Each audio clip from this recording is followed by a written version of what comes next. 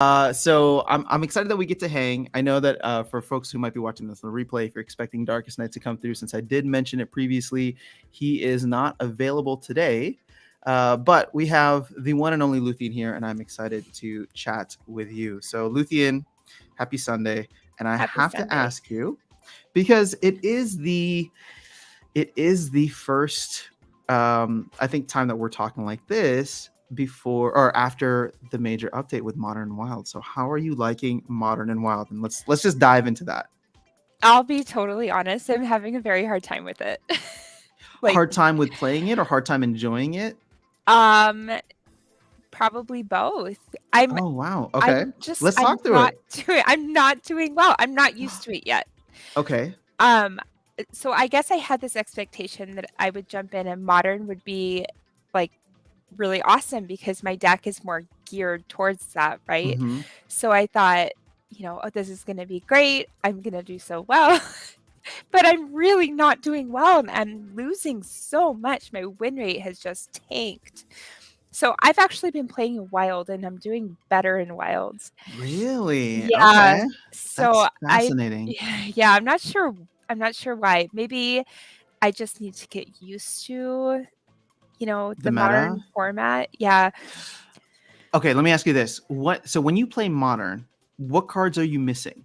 What cards that you traditionally play with are you missing that you feel make Wild easier? Um, I don't know. I really like my creeping ooze. I use that a lot, Okay, fair and enough. the chicken, of course. Chicken, yeah. I'm still using most of my modern cards. Like I don't even have any of the older summoners or anything, but I just find it easier to play. And I've heard that all the bots are still in wild format, so maybe that has something to do with it. Maybe I'm just having a harder time playing against other humans instead of playing against bots. So I mean, I think that you're not the only one. I think this Yeah, I've kind heard of it from other people yeah. too.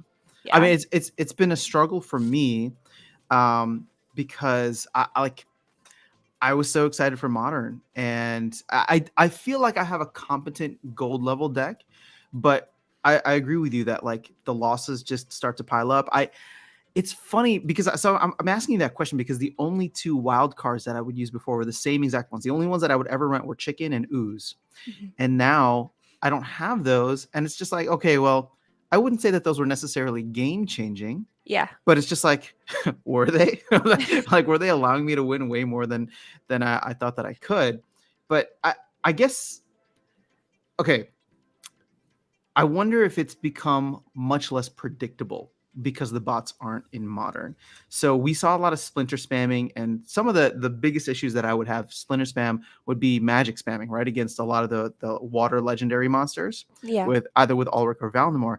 And I actually found Grandmaster Wraith to be a great counter to them. And they would still, just like any bot or any spammer would like be predictable. I would just throw up as many reflects as I could, and all of a sudden I had that problem fixed. And now in Modern, I don't see that anymore, which was my toughest. But I feel like I see so much more randomness, and I think that's due to the Yeah. fact that players are playing, whatever deck feels the best, or sometimes even when they are playing, predictably. I go up against like a Jotun or a Kitty, and that's just tough Right. for me, right? Because Yeah. I don't have those cards. Yeah. So, are you in gold right now? Or are you playing in diamond? I'm in diamonds. I think diamond 2 already. Diamond So two. Okay. in wild, not modern. In Oh, modern in I'm wild. still Okay. in diamond 3. So because I Okay. haven't really been playing much there. I just kept losing. So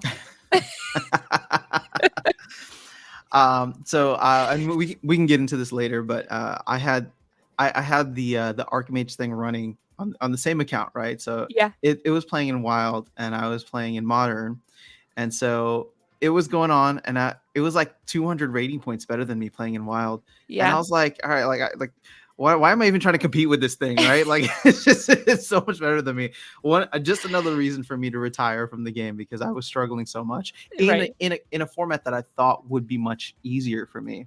Right. But I almost wonder if maybe part of it is due to the fact that there's just less variability So you end up playing against a lot of the same like powerful decks. And if you don't have cards maxed for that, I don't know. Like what again, I can't get upset if I lose against somebody that has like a maxed or is using only like a Chaos Legion deck, right? Because Right.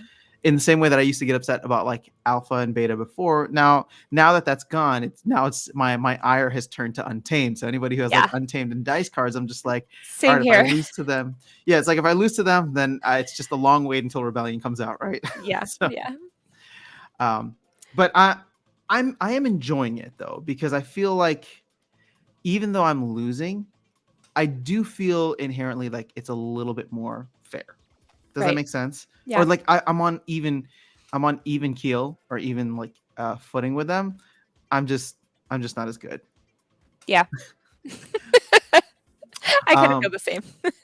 cool. All right. So we're gonna do some stop-ins to check with the chat here because I'm sure people have some questions for you. Stock Jockey saying my ECR is at 28%. Ooh, Luthien, where's your ECR at right now? Let me check. 31. ECR check, everyone. 31. All right, so Stock Jockey has you beat by a little bit. I was actually down in the low. Oh no, I had you both beat. I was down at 25%, but that was being split between me and the bot. So Right. Chris is in the house. Harris is here. Good morning, Trady. Gavin the Magic. Saying hello to you, Luthien. Hello. Harris is saying that's a really cute headset. Is Oh, that a thank you. Razer? It is a Razer. Very cool. You need to get a Razer sponsorship. You're you're putting it up on every stream. Good morning, Team Phoenix Rising. Good morning to Tim. All right, we got a good crowd in here. So, how's everybody feeling about Modern and Wild so far? We're about 4 days in, and I haven't cried yet, but I've come close a couple times with some of those losses. And if you guys have any specific questions for Luthien while she's here, we can get into it. Hello from Thailand. I want to get a bot also. All right, so let's talk about bots because not just Archmage, but I think there was a stark difference in rewards between what we saw in Modern and what we saw in Wild, and it was literally the exact opposite of what everyone was expecting. Yes. Right? We thought everyone would filter over to Modern and Wild would be left with just the OGs, and they'd be fighting for bigger prizes because they had the decks to compete. So. Mm-hmm. And throughout that whole process, we all forgot that this game is, unfortunately, in my opinion, like there's a ton of bots, right, and a ton of bot farms. And so since they got left behind in Wild, all of a sudden Modern became very appealing to folks. So how did that make you feel just seeing the disparity? Because I think it was like a 4 or 5x at some point between how much you could earn. I was completely shocked by it because I really thought the opposite was going to happen. Mm-hmm. So I was playing on Paco's account, and Paco, for those of you who don't know, is a friend of mine, and he's an OG. He doesn't want to play anymore. He doesn't have time. So I play on his account. He has like all of the older cards. Mm-hmm. And he doesn't have that many of the new cards. So I've really been struggling to play in Modern on his account because he doesn't have max Chaos Legions, that kind of stuff. He has pretty much max Untamed, but not Chaos Legion. So there's a lot of cards I'm missing that I'm used to using. Mm-hmm. So anyway, the first day of the season, I was playing on his account, and I was originally playing in Wild, and I was only getting like 20 DEC per win. And I go to Modern. Mm-hmm. Wait, okay, I get the names confused. So you're playing in Wild with his. Okay, yes, I was playing. Sorry, I was playing in Wild, and I go to Modern, and I was getting like 200 DEC per win. It was nuts. Wait, that's a huge difference. Yeah, it was crazy. Okay. I was totally shocked by it. I was not expecting that. So my ECR has been so low. Sorry, something's in my eye here. My ECR has been so low that I was looking at the difference and I'm like, whatever. I'm not missing out on that much. But just the difference in like exponential difference, I should call it, right? Like the fact that I would win 5 DEC in a Modern game or 20 DEC or 30 DEC in a Wild game was crazy to me. Yeah. So, and you also get a lot of the bonuses in Wild too if you're playing with the alpha and beta cards. Right. But that wasn't seeming to cover any of the difference. It didn't cover the difference by any means. I mean, that's a huge difference. So I think we're going to see that shift, and people are already saying that that's started to shift over where we're getting the bots coming into Modern now. because obviously it's just more lucrative, right? So we'll probably see an even mix between. So that's going to level out. But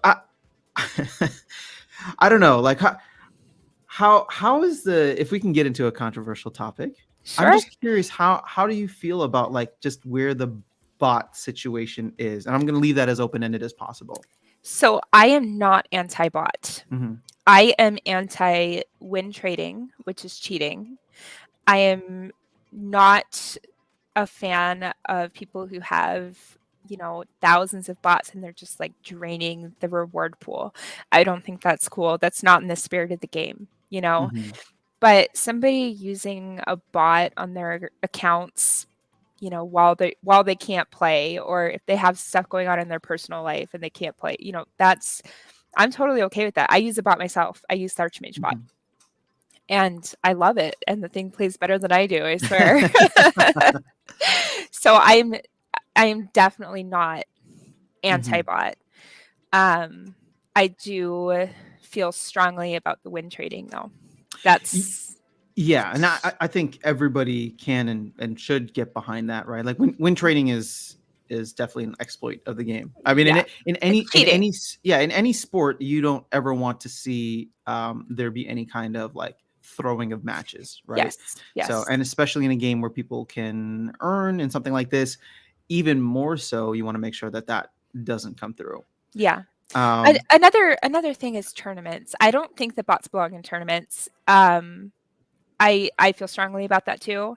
I would never use a bot in a tournament. I just think it's wrong, and there's no place for that. A tournament should be between people and not bots. I can't wait. I cannot wait for people to clip this in about 30 years and be like, oh my God, look at how prejudiced they were against bots. Bots' rights matter. when we have an actual AI system out and be like, look, they were trying to discriminate and segregate them out. But that's a future that maybe we'll live to see. So I mean, here's the thing. It's funny because I agree with you. So I had a chance to try Archmage and I enjoy it and would use it, right? I think it's fantastic in many ways, and it makes me feel like I'm getting something out of my account and is a nice alternative to renting. Yeah. So the question then becomes, with the new rank rewards update, what if I had thousands, tens of thousands of dollars to spend and I bought a bunch of Archmage or Archmage competitors and just let those bots run? That's essentially what the bot farms are doing, aren't they? Like, it's like we're okay when one person does it, but if that one person does it too much, then it becomes a bad thing, even though they're just kind of replicating what it would be like. You get what I'm saying? Like, yeah, it's like, where do you draw the line? Where do you draw the line between what's okay and what's, not? That's hard to say. And my thing with that is when you consider it, it's just like, okay, is there a difference between one person bringing in enough money to start up 10,000 accounts versus 10,000 people bringing in enough money to start 10,000 accounts? I do think that there's a different behavior within that. And ultimately, there's a different amount that could come in, right? 10,000 people bringing money in is going to be a lot more. And I think create a lot more demand than one person bringing 10,000 accounts. But ultimately, from within the terms of service, it's okay, right? And it's gravy. So part of me, like, again, it's so complicated, and I can't, I don't know how to feel about it one way or another. I think that it definitely drives some people away, but I'm also fairly staunch about like bot neutrality, right? I think that from the main ethos of what the team is trying to build, they don't want to ever look at an account and have to guess whether or not it's bot or not. For them, they want to make sure that from the top down, the economy is always going to incentivize people to like level up and play at the highest levels of the game. Right. Yeah. So, and I don't think that the bot farms are all bad. I mean, if you think about it, they're farming rewards, but then they drop those cards on the market for low prices for people like us to pick up. And that might not be an inherently bad thing. Yeah, it drives down the prices of the cards, but if we're able to snap them up, then when they're out of print, they'll be worth more, So I don't know. It's tough to say. Well, just a thought experiment, right? That I've done with myself, and I thought about making a video on. But imagine, and bot farm or not, just imagine if the card values in the game, and specifically the reward cards, right? Imagine if those had never fallen. Yeah. Because they were so rare and difficult to get, and only people playing the game were able to get them. And then people playing the game were not getting them in the same kind of speed and quantity that a lot of the farms are. So the value never went down because there's a lot, like the demand equalized out to the supply. And so you'd still have 30-cent reward cards. You'd still have $50 O'Shaughnessy's. Like Right. how, like, would that have been enough to keep interest in the game? You know what I mean? Like for people, and to say like, hey, even though we're in a bear market, this game is awesome because like the asset values are holding up. And that could have been an avenue for, word of mouth marketing for people to come in and be like, hey, check out this game. Like even in a bear market, all the assets are keeping their value. You know what I mean? Like Right. I do think about that. I mean, that's a hypothetical, and another world or alternate universe. So we'll never really know. Yeah. But it does make me wonder what things could have been like if Right. that had been the case. But we have some questions here for you. So Jedi Sky Knight is in the house, and Harris is asking if we could do a normal AMA, how Luthien got started with Splinterlands, what she does for a living, etc. So feel free to answer whatever you're comfortable answering. But it sounds like people want to get to know you really well. Sure. So I actually didn't find Splinterlands. My husband did. Baron did. Mm-hmm. He found Splinterlands through Brave. He saw a Brave ad about a year ago, and he told me, go check out this game. We'd already been into crypto a little bit, Mm-hmm. and he sent me a link to it, and I signed up, and I just fell in love with it and couldn't stop playing it. And I've been here for a year now, and I still love it. So that was just shortly before dice packs sold out. So we were able to get a whole bunch of dice packs, which was really, really nice. So that helped my collection and definitely helped Did me. Untamed sell out before dice sold out? Yes. So okay. Untamed was already gone, unfortunately. Okay. So I didn't get any Untamed packs in the store. They only had the dice ones. And so I wish we'd bought more, but we bought what we could at the time. At the time I had a whole bunch of holdings in AMP token. I'm a fan.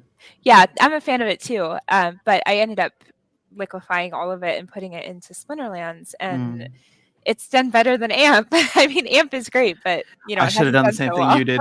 I should have done the same thing you did. Here I am still believing in AMP. Yeah, I mean, I still believe in AMP, and I think that it's it's a good project, but I believe in Splinterlands more, I guess. So I'm glad I did that. You can't play with your AMP tokens in the same way you can play with your Splinterlands assets. Exactly. I get so much joy from Splinterlands. Like, I get so much out of the game. So yeah, that's how I found Splinterlands, through a Brave ad. Yeah, what was the other question? Oh, well, I was going to do a follow-up first, if that's all right. Sure. Yeah. So Baron saw the ad, but I'm sure, and it sounds like both of you guys are into a lot of other games.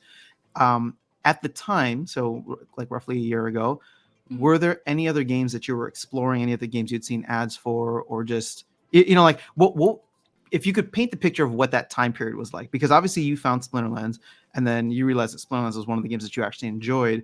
But I'm sure there were other games similar to like my story, like other games that you were just either taking a peek at, maybe even trying. And so I'm just curious what else was kind of like in your purview at that time. Baron was really getting into Blankos at the time. Okay. He hasn't really been into it much lately. You guys got me into that. Oh, back in the Twitch days. Yeah. So he was playing a lot of Blankos and collecting the Blankos and stuff like that. I wasn't that much into other games. I mean, we had looked into Gala, and we'd started investing in Gala. But of course, most of those games aren't ready yet. So, Mirandus, we have a lot of Mirandus NFTs. So once that comes out, that'll be really nice. But that was actually a very, very hard time in my life. My mom had just passed away just a few months prior to that. So I was like deep in grief, and honestly just spending most of my time on the couch. Like, I had trouble getting off the couch. And I don't want to sound like cheesy or anything, but Splinterlands like saved me. It brought some joy back into my life. It brought purpose. It made me excited to get up in the morning, to do my Splinterlands battles and do my Hmm. quests and all that. So, not only that, but also the community. I made Yeah. so many friends, so many good people in this community, and that really brought me out of that dark time in my life. So I'm very grateful to Splinterlands for that. Yeah. Well, so I remember you made a post of this on PT, kind of detailing a little bit more of your journey. So I think that's never an easy thing to go through, to lose a loved one like Yeah. that. And I definitely can understand the idea of being able to just latch onto something, right? Mhm. Just to kind of get you through, whether it starts off as a distraction, right, or it starts off as just something to take your mind off of the pain and the grief. Um, that it's fascinating to me now, in hearing it personally from you. Like, it's a very real thing, and whether it was Splinterlands or something else, that thing will always have this kind of like emotional connection Yeah, to you. So the fact that it's a game that has, I would argue, one of the healthiest communities in the space. um absolutely. like, I know, and especially now we're in a bear market, there's a lot more negative, there's a lot more toxicity, but I get it, because people feel burned on what's going on. But Mhm. on the whole, there's a lot of people who just are very strongly faithful about the project, as well as um very supportive of the people involved with it. I'm not just talking about the team, but Yeah. content creators like yourself. Mhm. So that's incredible. There's you need to be on like a Splinterlands ad somewhere. They should sponsor you. Um, I'll talk to Chatter about it. there you go. There we go. We got an idea for you, Chatter. Okay, so appreciate you kind of painting that picture for us a year ago, and I am glad to see where you are a year later, and hopefully things are better. Much, much better. I'm in a much better place. That's great. Always great to hear. And let me to get even though we're on this live stream that's public, to get personal with you for a second. Like, I hope that you'll always have people there that you can like reach out to. Oh, And yeah. I Yeah. know we just kind of know each other superficially through the game, but I'm always here for you if Oh, you need thank something, or you. need someone to talk to. I've definitely gone Thank through you. my fair share of dark periods, and it's Yeah, it's it's not fun, it's not easy, and yeah, I don't know. It's a difficult thing to navigate. It's a difficult thing to talk about, for even with sure. the people who are closest to you. For sure. And that's something I've been trying to do on my streams. I tried to talk about mental health, and Hmm. you know, and I let people know if anyone ever needs to talk, slide into my DMs and I'll I'm there for you. So if anybody ever feels, hopeless or anything Hmm. like that, just come talk to me, no judgment. Yeah, well, that's an important thing, and it's funny because and maybe this has more to do with who you are rather than the game itself. But I would say that the impact of like the the community, and how supportive the community is, allows for someone like you to have this kind of relationship with the audience and the people that interact with you. Yeah, for sure. For sure. So. I've made so many good friends through this game. I never thought I would like connect with people online in Mhm. this sort of way. And I'm so excited for Splinterfest so I can actually meet people in real life. That'll I be so know, awesome. me too. Maybe we can talk about Splinterfest as well, because like it's like I can't wait until all my imaginary friends, internet friends, become real, Yeah, right? Like, I just want to exactly. shake some hands, look at people face to face. So Yeah, it'll be exactly. nice to do that. So are what okay, let's talk about Splinterfest a little bit. What are you most looking forward to when it comes to Splinterfest? What would you like to see? And not that I have any pull, but if there's something interesting, I'll like throw it out there. I'm hoping that there'll be some sort of like tournaments, Okay. in-person tournaments. That would be a lot of fun.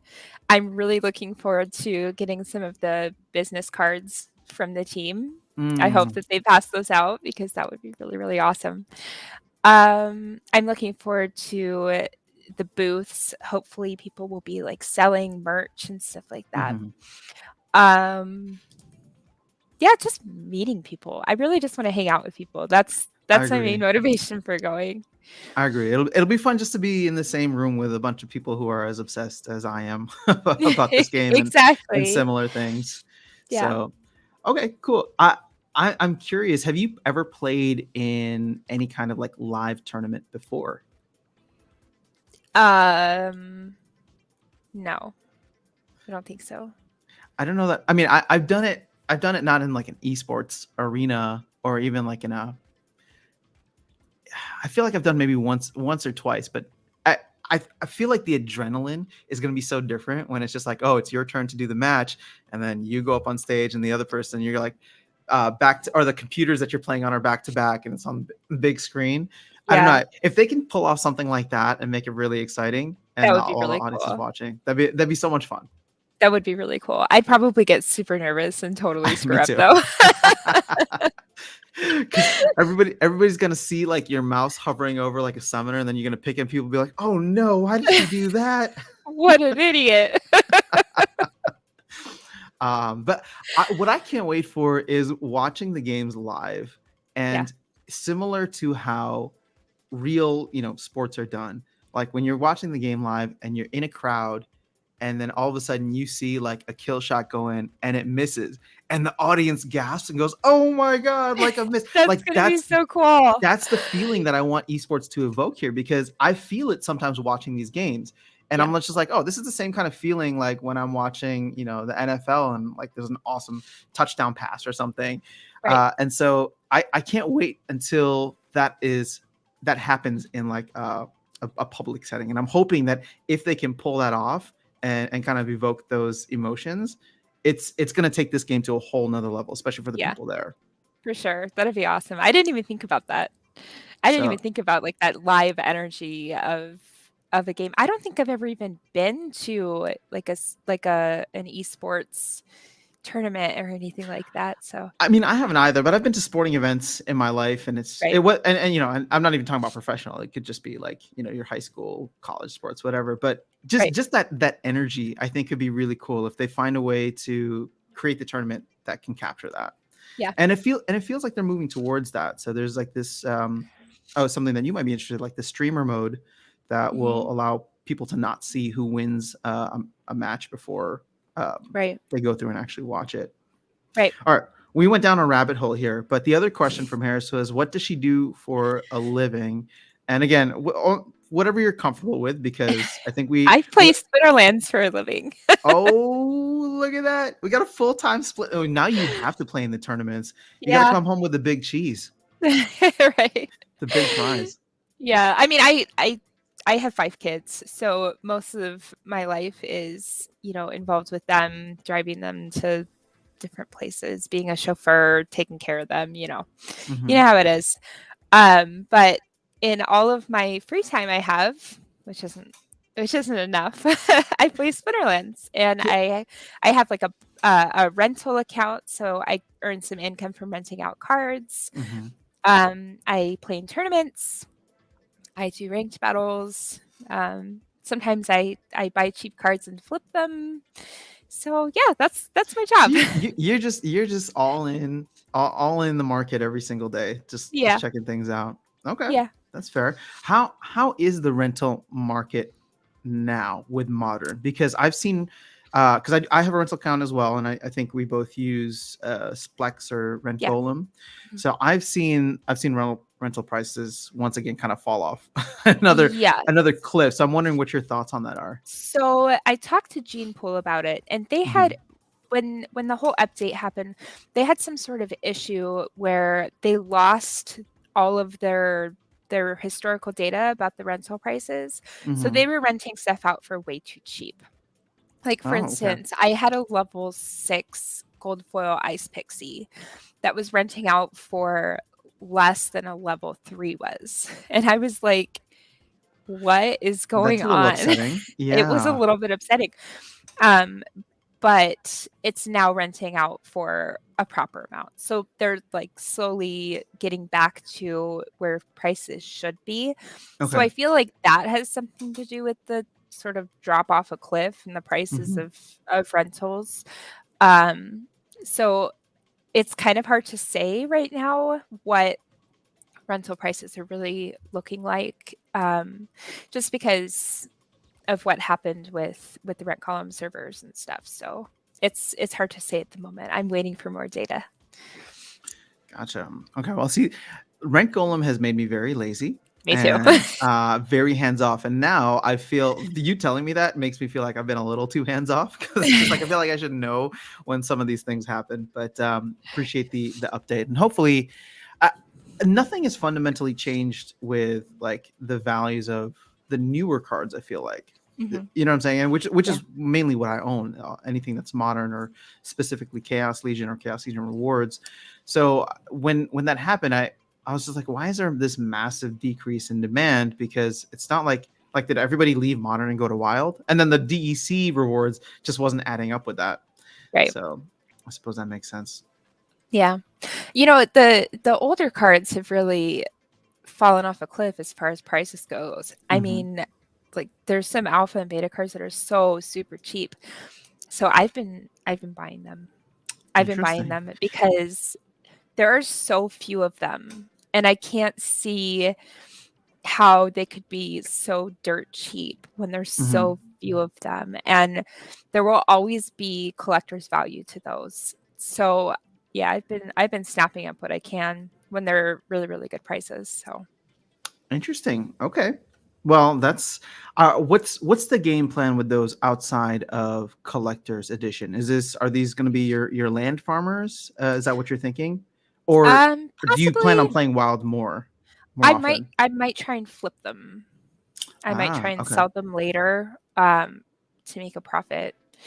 Um, a little bit of arbitrage. It helps Yeah. fund Oh, the cards I really want. So fun the rest of the game, right? yeah, yeah, No, I agree. Well, it's interesting because I feel like we've heard some interesting discussion happening in the Mav chat. There's a lot of folks angry after this update, even though it's like 7 months coming, yeah. but saying that it's essentially devalued a lot of the older cards. So do you worry that maybe you're just at the top of a downhill slope? No, my philosophy is always to buy when everybody else is panicking. It's a You good way to know, do it. you the best time to buy things is when everybody thinks that there's no value to them or that their value is falling. Hmm. Um, and the best time to sell is when everybody thinks it's going to keep going up. Well, you are one savvy investor because you're actually following the rules that everybody knows but doesn't actually follow. I think we all tend to get emotional sometimes. It's Oh funny. yeah, I'm totally guilty of that. I was just talking with Darkest Night recently about this, and I'm just like, man, I remember when SPS was at $1, and I should have taken some. I should have taken some profit off the table because I bought Same. I bought SPS a good chunk when it was like 20 cents, right? Mhm. And then it pumped up to $1, and then I was one of those people who was drinking the Kool-Aid, and I'm just like, this game is going to the moon, right? Like, why Yeah, would I I bought ever want to more. get? I Yeah, bought why, more at $1. well, see, I didn't buy it $1, but my next big chunk was when it dipped to 80 cents, and I was like, all right, I'm ready. I'm Mhm. ready for the reload here. Like, let's shoot this thing to the moon.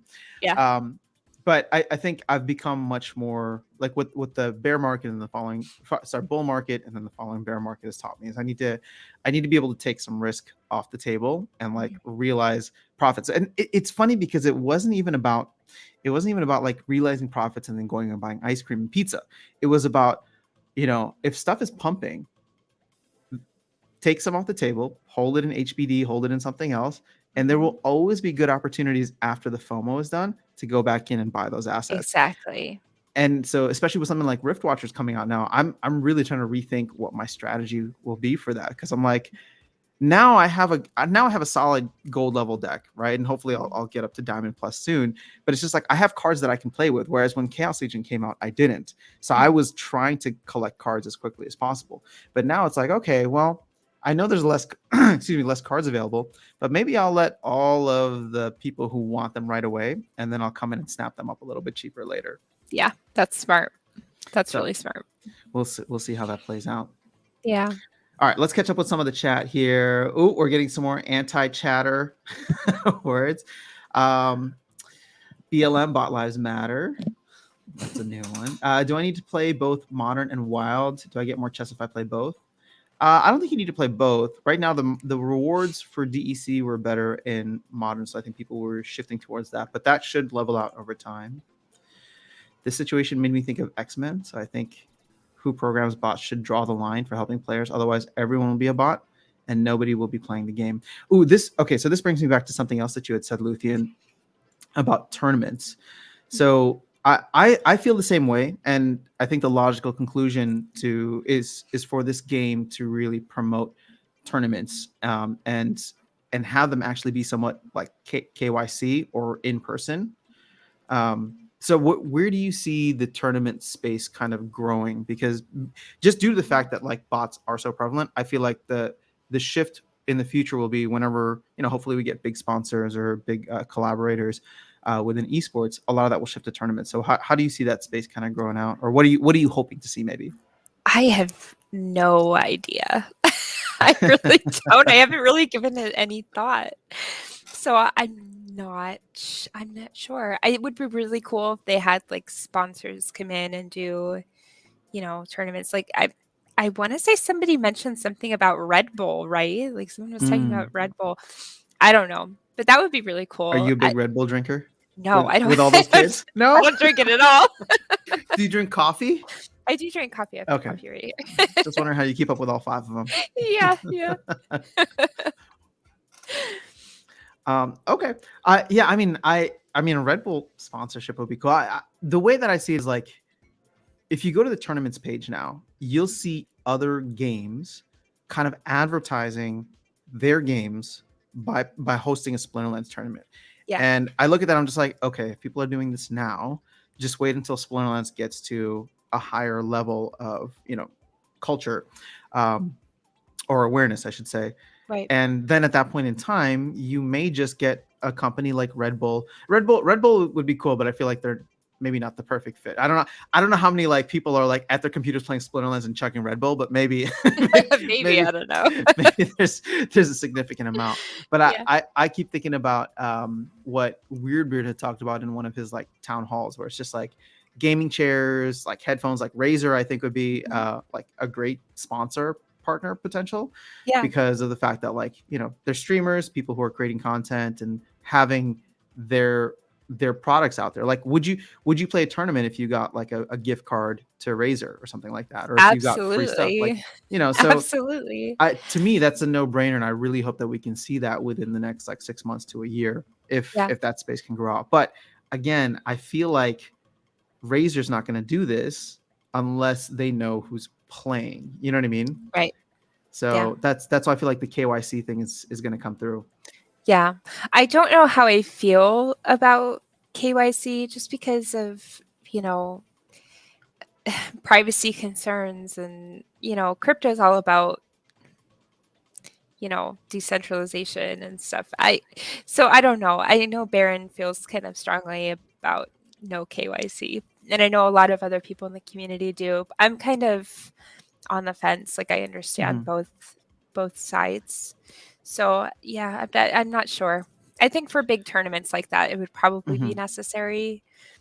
But so the thing is, I'm with you, right? I'm a crypto maximalist, and I believe in the whole decentralized ethos. The realistic side of me comes out though when thinking about if I were a company, right? Knowing that this game has bots contained within it, like, do I want to be marketing to bots, right? Or do I want to be marketing to real players and having them be the ones competing? So I don't know, unless, and I don't think the team is going to take that angle where they like try to forcefully ban bots from tournaments. And I think the only way that you can go about that is having some kind of KYC. Now, KYC might be a little too strong because it's, like that has like government regulations and things. But I wonder, it's interesting because you're like pseudonymous to a certain extent, right? I guess I am too, but people can go and find out like my real information if they wanted to. But people know you, they have a face, they have somebody there. And if you were to go into like a real person event such as Splinterlands or Splinterfest, you know, you're there as a real physical person. People can see that, but they don't technically know anything about you personally, right? They'll call you like Luthien. And so there could be an interesting split there, right? Like an interesting like meeting in the middle. Right. But I think about, okay, let's say you play this tournament, right? Let's say you play this tournament and you're not somebody who's a streamer. How would Razer send you your prize, right? What would they need to know certain information, things like that? Right. Yeah. I mean, they would have to know like my address and stuff. I'd have to provide that. You'd have to make a PO box or something. Yeah. Yeah.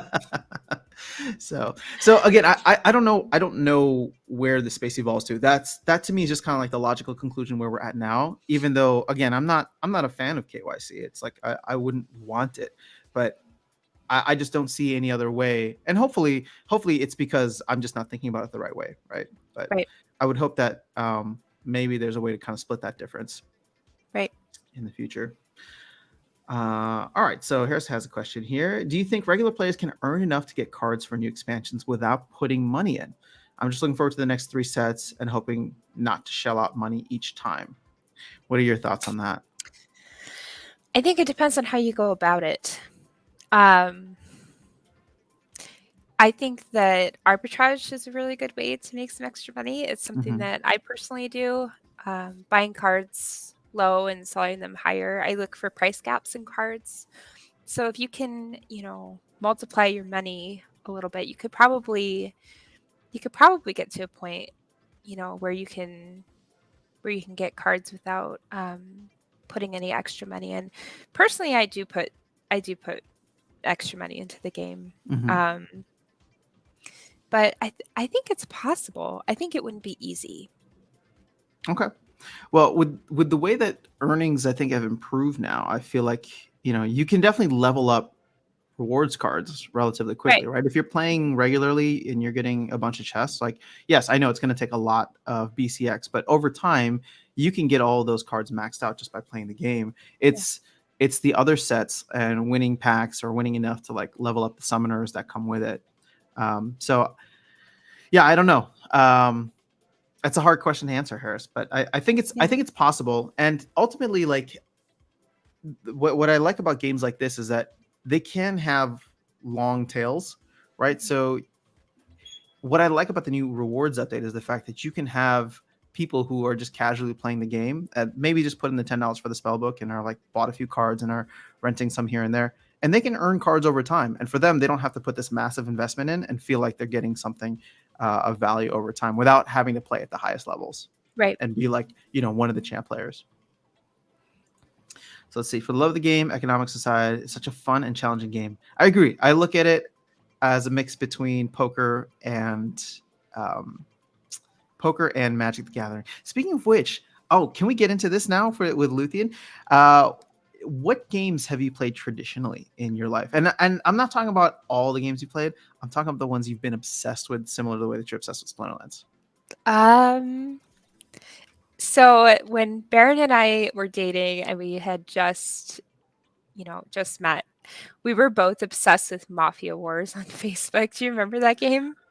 I feel like I remember it, but I don't even remember the game mechanics. I remember playing it a couple times. It was so fun. We would just sit there and we would play Mafia Wars together. It was so stupid. But actually, the creators of Mafia Wars created Gala Games. They're like involved in Gala Games. So that was a kind of a smart move there for you to follow along. If you already like one product, right? Yeah. Other than that, like, that's the only game I can think about that I really love. I mean, I like board games. I love Scrabble. Scrabble is my favorite board game. Any trivia games? I love trivia, as everybody knows. So I like playing trivia games. My mom always said I should go on Jeopardy. You should. I actually, oddly enough, have a friend who was like a Jeopardy champion. Really? So, yeah. That's awesome. So if you ever want to know how to get on, I could ask him how he did it. I wasn't gonna say. Did you ever get into since we're speaking of board games? I was obsessed with Settlers of Catan for a while, or Catan. We have that game, and I've never played it. You never played it. It was fun. No. There was a period where we were playing it regularly. My kids have Catan Junior, and they love that game. I've Mhm. never played it with them, but Baron has played it with them, Okay. and they love it. So I should sit down and play it with them sometime. You're hoping that they come over and start playing Splinterlands with you, rather, right? Yeah. I mean, they do love which Splinterlands they too. have. So Yeah. I'm so curious. So if you don't mind me asking, for the kids of yours that do have an account in Splinterlands, how old are they? So it's really just the older 3 who play. Okay. They share an account. Sometimes Cedric will play, and he's 5.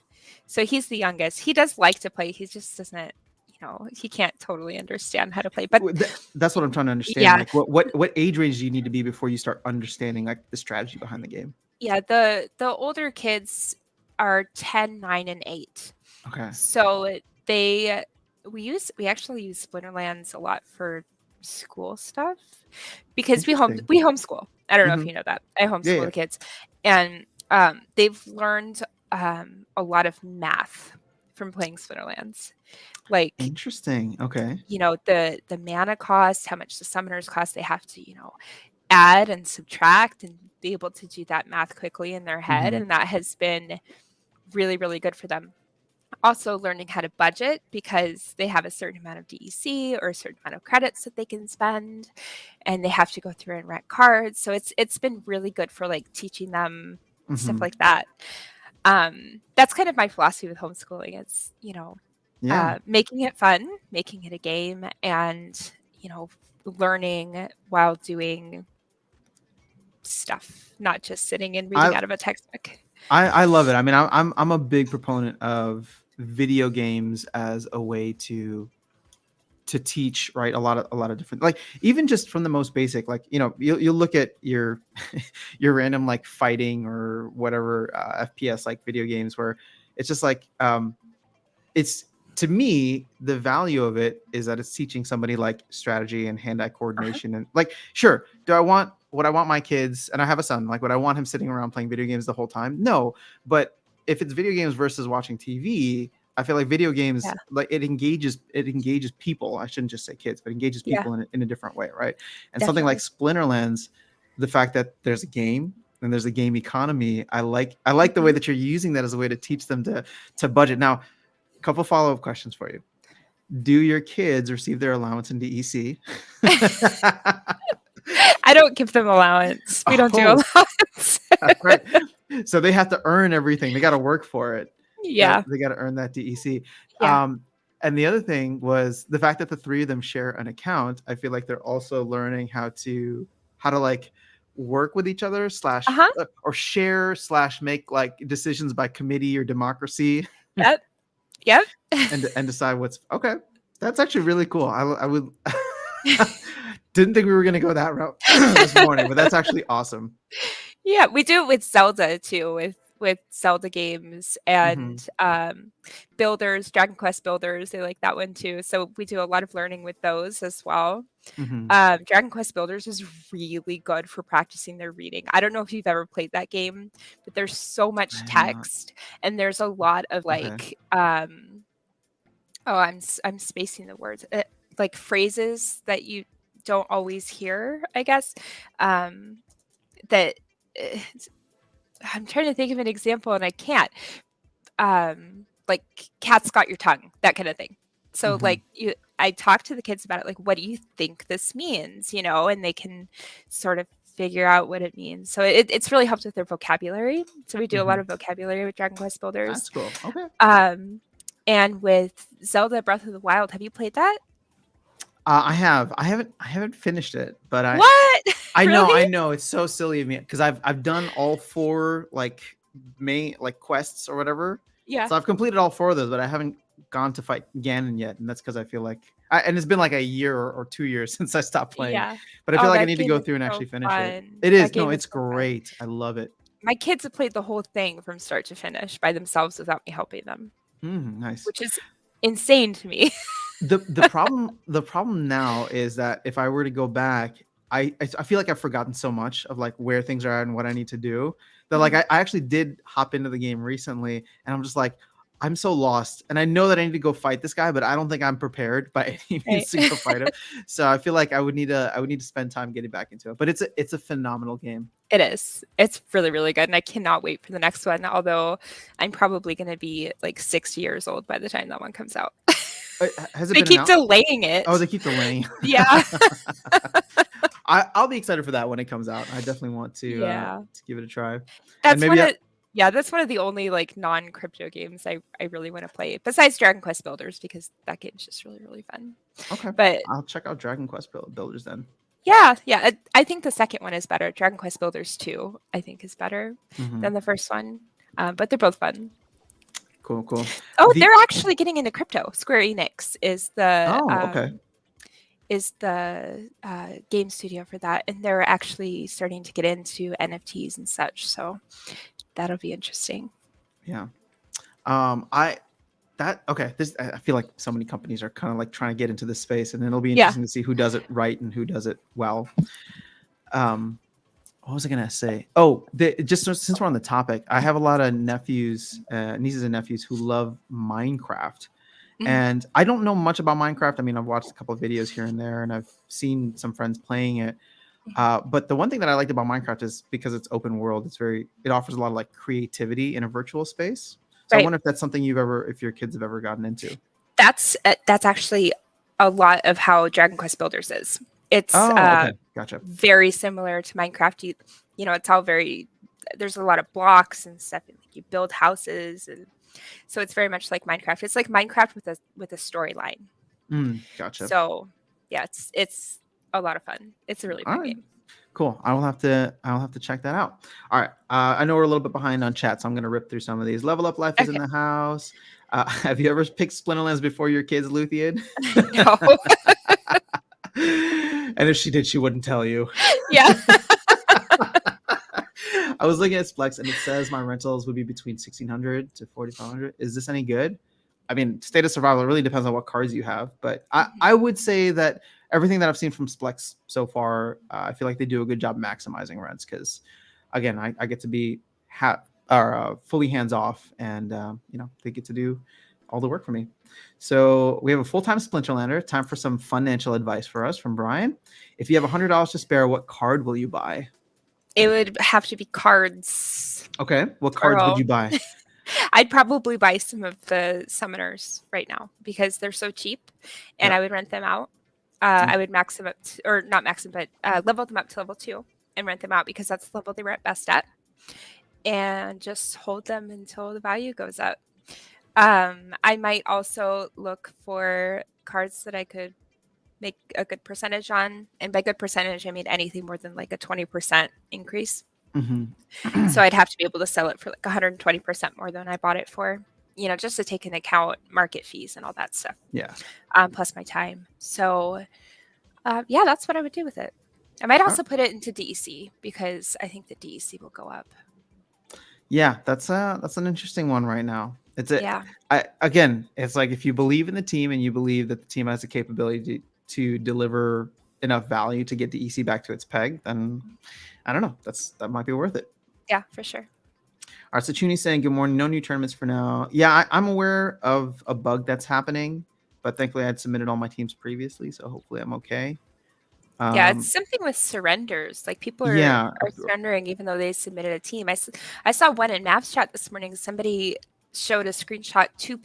Both people surrendered. Surrendered. I was like, what? I've never seen that before. So yeah, there's some sort of bug. So I wouldn't be entering any tournaments right now, personally. Yeah, and I mean I don't know anything about that, but I'm sure there will be some kind of announcement when that does come through. Yeah. Saying depends on how long you hold them for. Hello, Ventura. Good morning. So, Artneck's in the house. What's going on, fellow guildmate?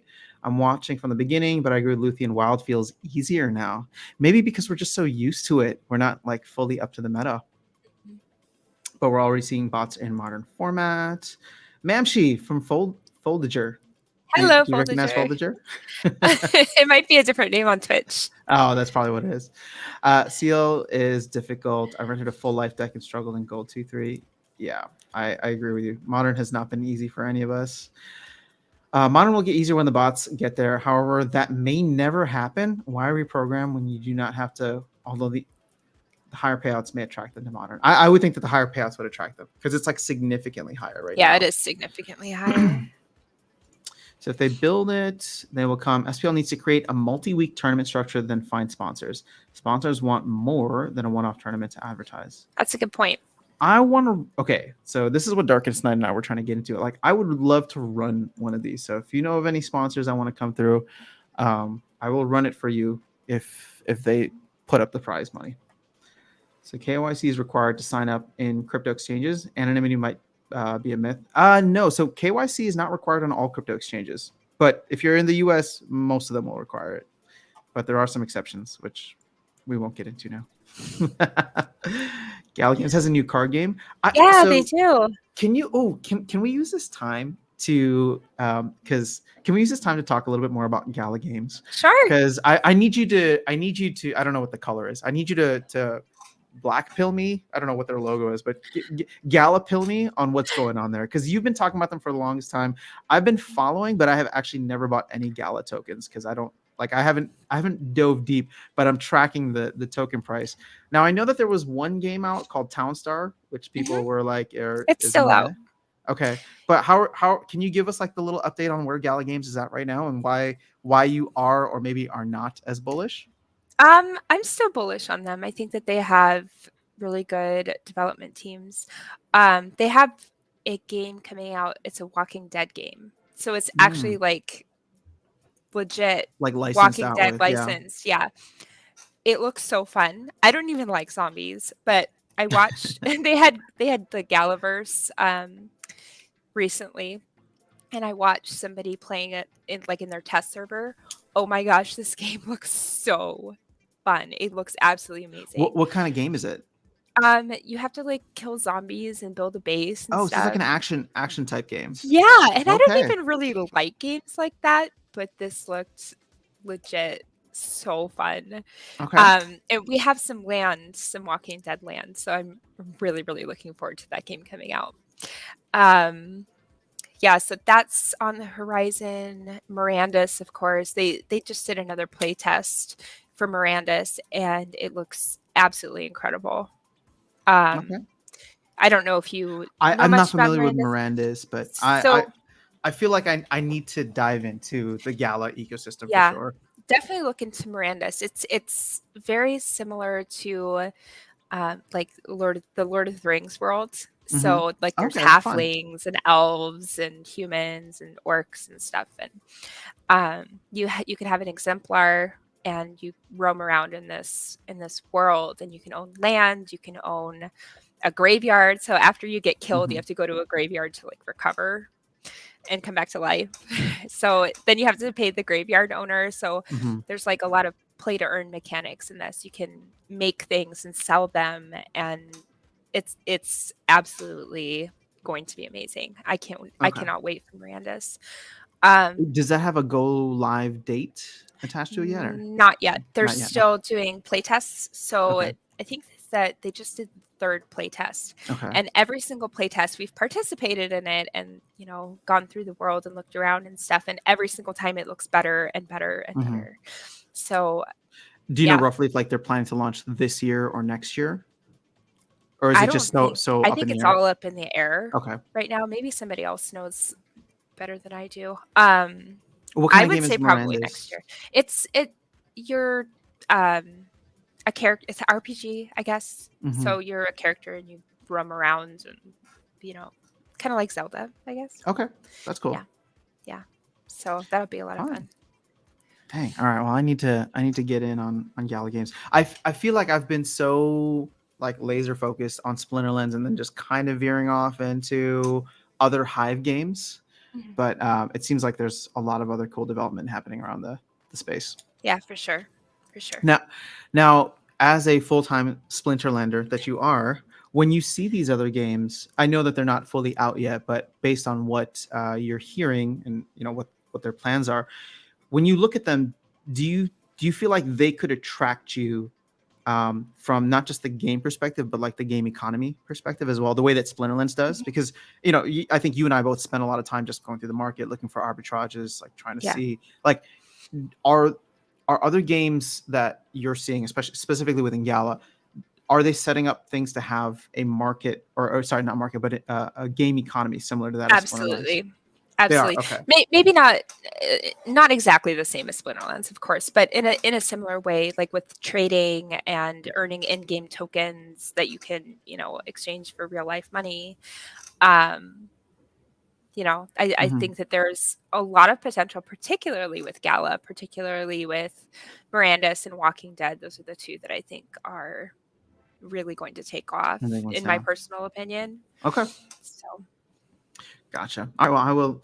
I know I keep saying it, but I will try to do my research and get more into Gala yeah, games I think soon. you've been saying that for like a year. I know. I just wish I had more time. It's interesting because I feel like so much of my time gets wrapped up in Splinterlands, and I wonder if I'm just not able to have the bandwidth to like dive into other games and like fully understand them. Like, not Right. not that I don't have the bandwidth. I wonder if I just don't want to do it. I feel so bullish on Splinterlands and where it's going, that it's like, Yeah. okay, I can either understand something like 110%, or if I like split my attention, then like even just other games within Hive, like I appreciate what they're trying to do, but sometimes I'm just like, yeah, this is cool, but I don't know, Splinterlands still feels like bigger. Does that make Yeah. sense? Yeah. So, but Don't sleep on Gallo though. okay, Really don't. I Because know, I know. I think it could go really, really far. And Gala and Splinterlands kind of have like some sort of connection with some people. Carrie Allen is in Mhm. Gala. She's on the Gala team. Okay, And she used to have something to do with Splinterlands. I don't know, but I feel like they network, like Splinterlands and Gala network together. yeah, And there maybe one day things will be interconnected. I don't that could be know. cool. That could be interesting. Yeah, well, it seems like the Splinterlands, due to their success, I feel like Splinterlands is doing a good job. Like what Digicon was this weekend as well. So I feel like they do a good job of like networking with other game creators. Yeah. So, I don't know what that necessarily means for the future, but even if it's just, you know, backdoor, closed door meetings, like it's cool to see them talking with Yeah, other people from other games, and that for there be sure. kind of this close-knit community. Yeah.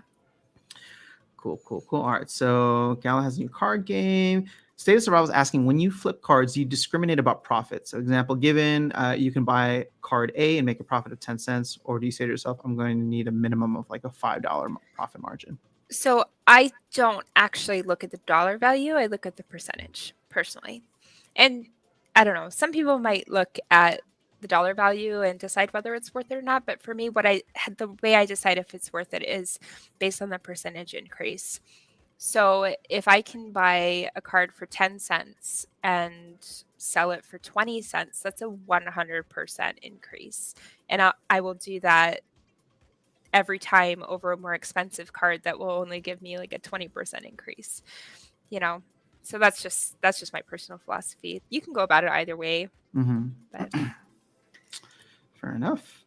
If you want real privacy in crypto, you have to consider Monero, Pirate Chain, DRO, Conceal, etc. Expect no privacy with BTC and Ethereum. Yeah, I've heard of Monero. I mean, I know of Monero. I've never bought any. I wonder though, why am I hearing? And Liberty Guy, after good this week, good to get your feedback on. I'm hearing that there could potentially be some anonymity on the Lightning Network for Bitcoin. I don't know if that's true or not. I need to do more research, but I was just surprised to hear that on a recent podcast. Harris says they played Mafia Wars as well. Oh, that's great. All right. So Icy Flow saying, FYI, the terms conditions for SPL is not for kids under 13. What about bots under the age of 13? Is that okay? I don't think that anybody. I wonder if it's for kids under the age of 13. Maybe it should just be like with parental guidance. I don't know. my kids don't play without me. I'm sitting Yeah, next to so them when they're playing, so it's okay. I don't have a problem with it. And if Splinterlands has a problem with it, they can let me know or close the account, and I'll accept that. But I feel if I'm sitting next to them as their parent, then they can do what they want to do. I actually think that this does not have any kind of standing to it, because if their whole point is that anybody anywhere can come in and play with the game, including bots, then how are they supposed to either identify or discriminate against who's on the other side of the screen? Mm-hmm. So when I think about this, I feel like this is kind of just a legal thing that they need to put up, but Probably. that they probably don't really care.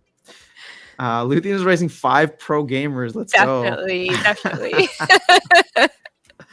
I love it. Yuki plays Dragon Quest as well. Didn't know Square Enix is getting into NFTs. Yeah, they are. I'm really excited about that because I really love Dragon Quest. Well, builders. I haven't actually played normal Dragon Quest. I want to, but I spend so much of my time in Splinterlands and other NFT games and stuff that I haven't had time to play regular Dragon Quest yet. Yeah. Well, I haven't had a chance to even play any of them, so I'll have to check those out. All right, Justin's in the house. What's going on, fellow guildie? Folger thinks Luthien 12 is a very good player. Wink, wink. Hi, Elephantium. Oh, Hello. you figured out who they I were. know who that is. All right. Well, welcome, Foldager. It's good to have you here. Thanks for coming through. I'm always coming late, but great to see you both. Virus, it's always good to have you here. All right, let's get into some tokenomics. So Team Phoenix Rising is asking, what can the team do to make DEC, SPS, and vouchers go up? It seems they are endlessly tanking. I think that it's really easy to think that something that's going down is always going to go down, and something that's going up is always going to go up. Like we had the opposite feeling when SPS was going up to $1, right? I mean, it was like, oh my gosh, it's gonna moon, it's going up, it's going up. And now that it's going down, it's very easy to think it's just going to continue to stay down. And I don't pretend to know very much about tokenomics. Like that's not my forte. I'm a player, I play the game. I'm not that much into like the tokenomics, so I can't say I have any idea what they should do because I'm not an expert. I have a lot of faith in Matt. And I think that he knows what is good for the economy and that he will make any changes that are necessary to, stabilize the prices or help them recover. So, yeah. I try not to shill any hopium here on this channel, but I have said on occasion in previous videos, like I'm actually quite bullish on this SPS burn mechanic. Me too. Because I've been one asking for SPS utility, and I didn't see it coming from this angle, right? Like I wanted them to have, give benefits for staking SPS or doing whatever. But the fact that they essentially were like, okay, well, we're going to take DEC and essentially give it indirectly all DEC's utility to SPS in the long run. Again, I don't think that things are going to change very quickly, but keep in mind that there is, or at least at some point in the future, if they're not printing any more DEC, there will be a finite amount, and the only way to get more is to burn more SPS.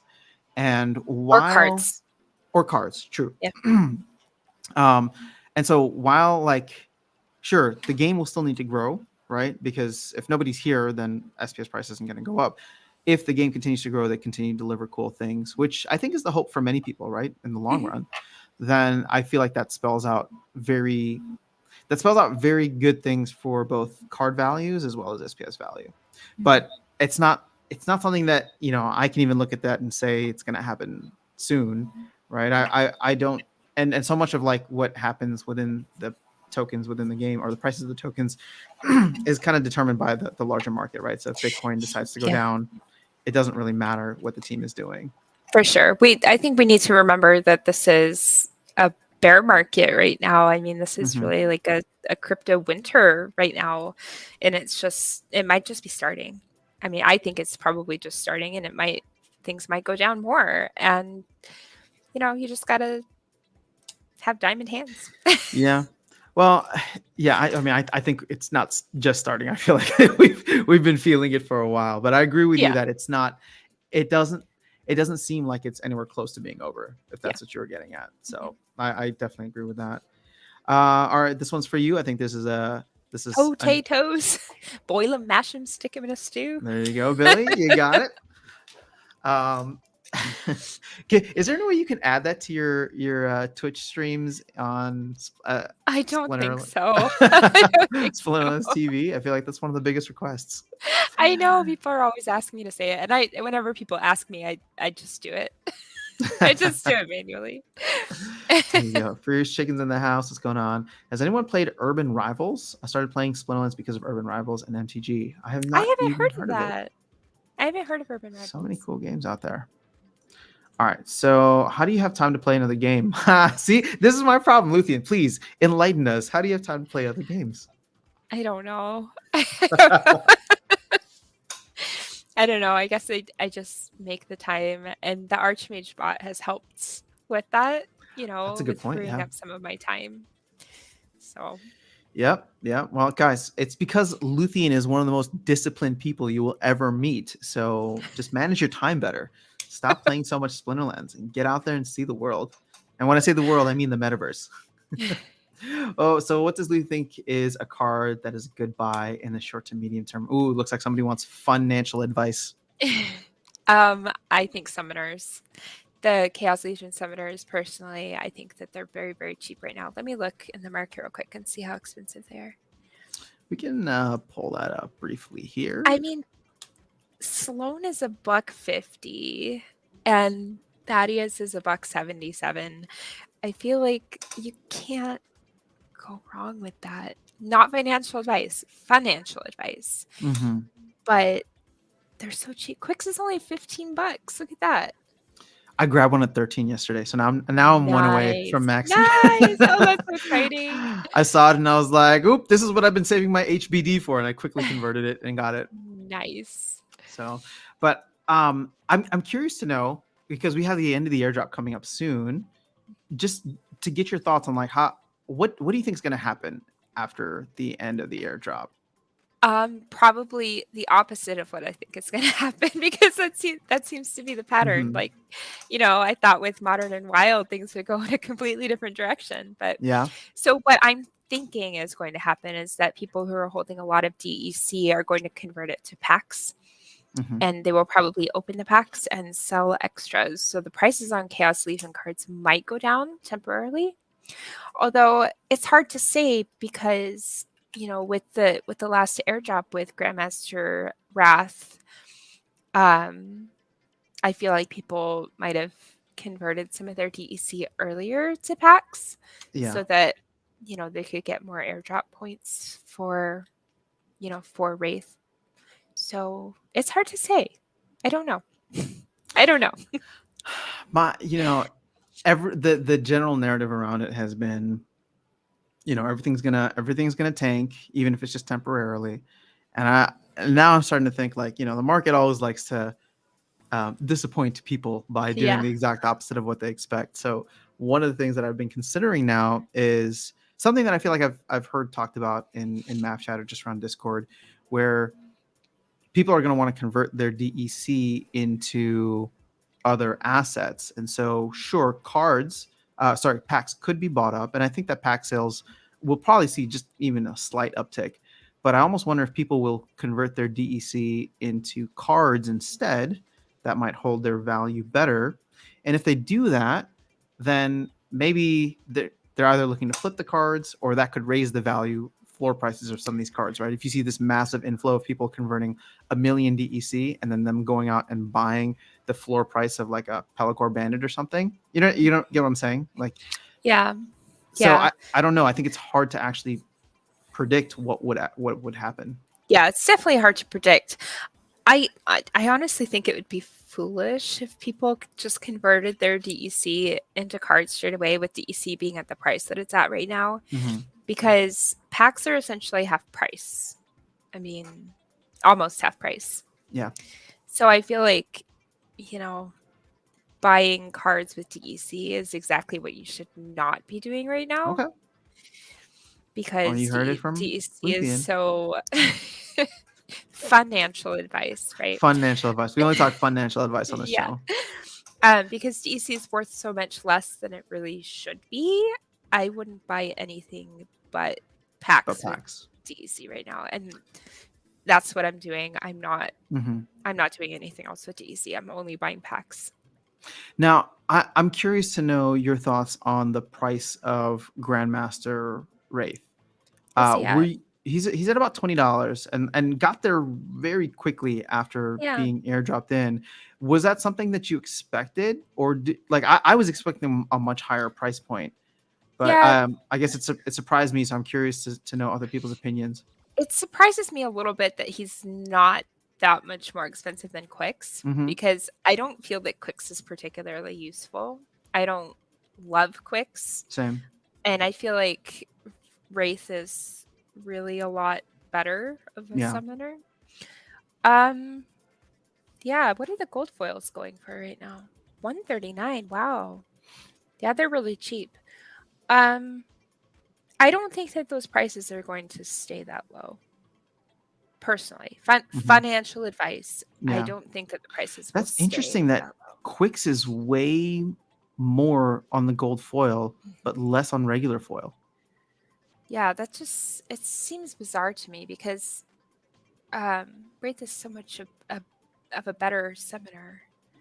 Yeah. And there's less of Grandmaster Wraith on gold foil. Yeah, yeah. I don't know. I feel like if somebody identifies what's going on there, probably see all 25 of these get snapped up. Yeah. That's crazy. Yeah. This is madness. Nope, this is Sparta. All right. Well, cool. Let's keep catching up with some of the chat here. I see Flo's telling to just claim your kids as a bot. What's going on, Gathering the Magic? Good to see you here. Furious Chicken, Brand Talk in the house. Good morning. How are you? How are you doing on time, Luthien? Just let me know if you're good to just chill. Yeah. All right. Yeah, I'm good. All right.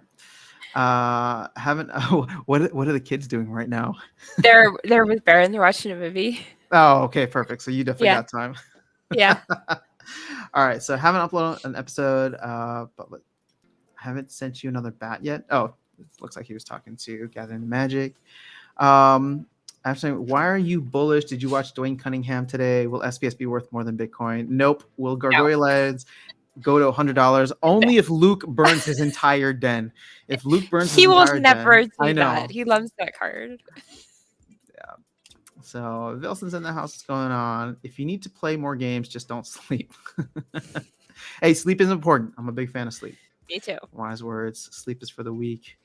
Grandmaster Wrath. My pronunciation is correct. I don't know. I mean, I think it looked like Wrath, but then the voiceover actress said it as Wraith. So Yeah, that's why I started pronouncing it Wraith. I yeah. was pronouncing it Wrath, but we should ask Moriarty because if anybody knows, he will. Yeah. Right, because it's his card. So I'll ask him in Maps chat and get the official. I sleep 3 to 5 hours a day, and I think I will die before SPS goes to 1. Well, Justin, I would say get a little bit more sleep. And, Definitely. Yeah, that's not healthy for you. Save your DC. Don't spend it now. Wait for peg and overpeg. See, Gather the Magic now. If everybody ends up waiting, then nothing is going to happen with the EC. Who's buying it? So, this is a good one. From Team Phoenix Rising, does Luthien think that the team made too many Chaos Legion packs, was doubling the price and having the collection power a mistake? It's a common question we get here. So yeah, that's a tough question. I think that the team didn't realize how many of the players were bots.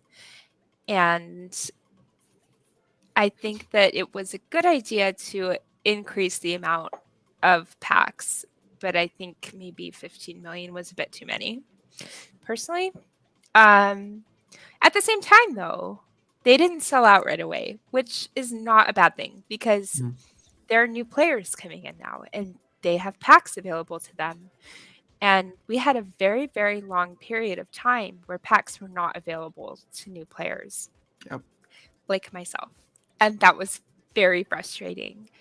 I was, buying untamed packs on the secondary market for $40-50 a pop. And I remember watching those streams. It sucked. spending that much money on packs just to be able to open them. So I do think that it's a good thing that they're still available, and we do have new people coming in. Just yesterday on my stream, there was somebody who was brand new to the game, Mhm. and I guess Sneakery had brought him into the game, and we a whole bunch of us sent him cards, uh, to try and help him out because it's so nice to have new people in the game.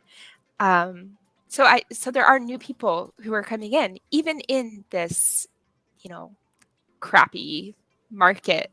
Mhm. There's still people who want to join, which I think is fantastic, and that's what we need. We need player growth. Um, so yeah, I'm not sure. I think 15 million was a bit much, but like I said, it's good people can buy the pack still. In hindsight, though, I'm curious where, like, what would you have placed it at if you were sitting in the driver's seat? How, like, not again, and we get the benefit of hindsight, right? So Yeah. based on where the packs, or where the kind of community is right now, like, how far along should we have been? Meaning, like, how many packs? How many packs should there have been total? I don't know. I think 10 million might have been good. That way there would still be packs for people to buy. I don't know. That's just a random number I'm throwing out there. Okay. But yeah, I feel like if it was 10 million packs, this would have sold out. Like, probably. this, Yeah. it would have sold out as soon as we hit 9 million, right? So as soon as we hit like Grandmaster, Wraith, like, people would have just started aping in because they realized that we were coming to an end. Yeah, that's probably fair. So maybe 15 million isn't that much. Maybe it was the right amount. I don't know. It's really hard to say. Yeah, I mean, I don't know, people ask me this all the time. I just feel like if we go by what I had intended, which was to get rich right away, then we should have made like 1,000 packs, and I should have gotten them all. But according to the team and what Matt wanted, he wanted this to last a year. So the earliest that I can even look at considering is October. So if we were to sell it by October, then that would be exactly within the 1 year time frame that Matt was hoping for. Right. Now, for me, it's like either October, which is when the pre-sale started, to January, which is when the regular or general sale started. And so if it ends up happening in that time frame, like, sure, we can all be upset about it, but Matt's gonna like pop a bottle of champagne, in the office because he got it right, and he very publicly said that that's what he wanted. So Right. I think we're just in a tough spot, or not a tough spot. Like, we're in a spot where you can't really determine yet, but we're 2/3 of the way there, and there's 3 to 6 months left before like that kind of time frame ends. Right. I buy credits with dollars and buy cards with credits. That's what I do too. And then sell for DEC, and then the DEC will go up, and I'll make even more. Oh, that's an interesting. I'm spilling my secrets today. You are spilling your secrets. Oh, guys, come on. Now you know this. Now you know exactly what Luthien's doing here. All right, so I still think summoner prices will go down even more. There's under 40% CL packs that haven't been opened, or that have been opened. I think there's so much more left to supply. I agree. That's true, but the summoners aren't that common. Like, you don't get summoners that often in packs. They're rare cards, but usually they're not the summoners when you get a rare card. You know what I mean? Like, they're rare among the rares. And there will always be a bottleneck of summoners. People need summoners in order to be able to play the higher level cards. So I feel, my personal opinion, that summoners are always a good bet. Mm-hmm. Especially at these prices. At these prices too, yeah. So the Chuni's saying, in my opinion, bots make rank battles yield farming, and the true test of skills will be in tournaments. Do either of you agree? How do you feel about that? I can understand that. Mm-hmm. Yeah, the real test of skills is in tournaments, I think, and I don't do so well in tournaments typically. So maybe I don't have any real skills. Yeah, You've won a tournament. I watched you win a tournament. I've won a few tournaments, but not very Yeah, okay. many. So let's stop with the humbleness. I think the closest, I don't even know what the best I've ever done a tournament is. I should see if there's some place that tracks that. Chuni, though, to your point, I've actually been thinking a lot about this because I feel like the bot wave is actually just starting. I think Archmage is going to be the first of probably many services and competitors that pop up. I've actually already been reached out to by some other bot services. So the fact that this is now kind of like front and center, I agree that I think it's essentially going to come down to who wants to yield farm the rewards cards for the game and the community, right? And that's maybe how it's going to be looked at in the future. And is that a good thing or a bad thing? I don't know, but it's happening in mass right now, and I think it will continue to happen because, like, see, let me ask you this, Luthien, like, would you ever start up a bot farm? No. But why? Because I don't want to. I just don't want to. I want to play my accounts and just have a bot running when I don't have the time. Mm-hmm. I don't know.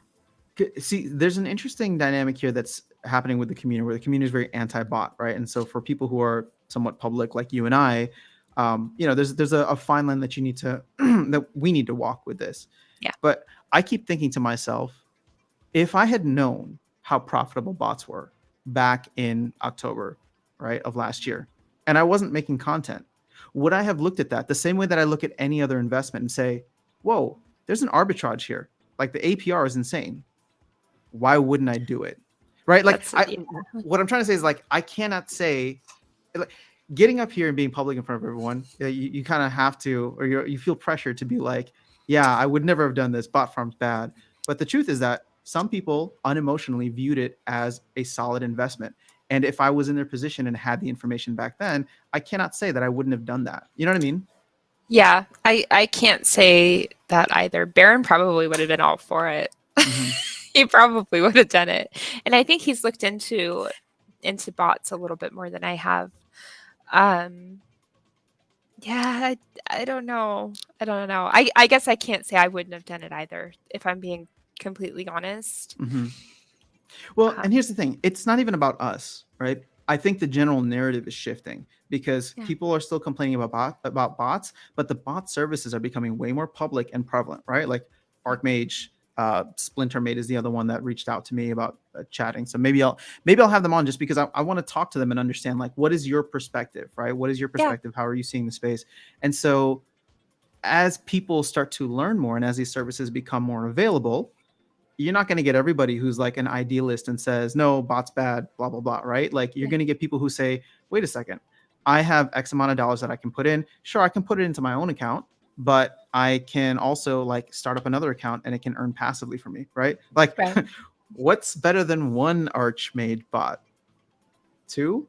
3? 4? Where does that number stop? So again, Chuni, this is just to kind of like discuss this at a broader level. Like, I do think that many people will start to view this as yield farming, where you're going to get people with larger investments come in and try to build out bot farms. Because if it's profitable now, and it seems like it still is, then you can bet it's going to be profitable when the bull run starts again. So I just feel like people will continue to do that. Now, my hesitancy with bot farming comes from the fact that while the team allows it technically, I feel like you're always going to be fighting against the grain here from the team's perspective, right? Because they're always going to want to try and disincentivize people from bot farming. Does it make sense? Like, so they're always going to make it not just the a little spirit bit more of the difficult. game. Yeah, it's not the spirit of the game, and I think that that's probably why I wouldn't do it. You know, I agree, and like I said, I mean, bot farms today rub me the wrong way, right? But I get why they're allowed to exist, and I'm not going to like lose sleep over it. But I just feel like as people move forward, or as we move forward as a game, a lot more people are probably going to see potential arbitrage there and jump into it. All right, so yep, these are rookie numbers. Justin, I'm actually worried for your health, so please make sure you get some sleep.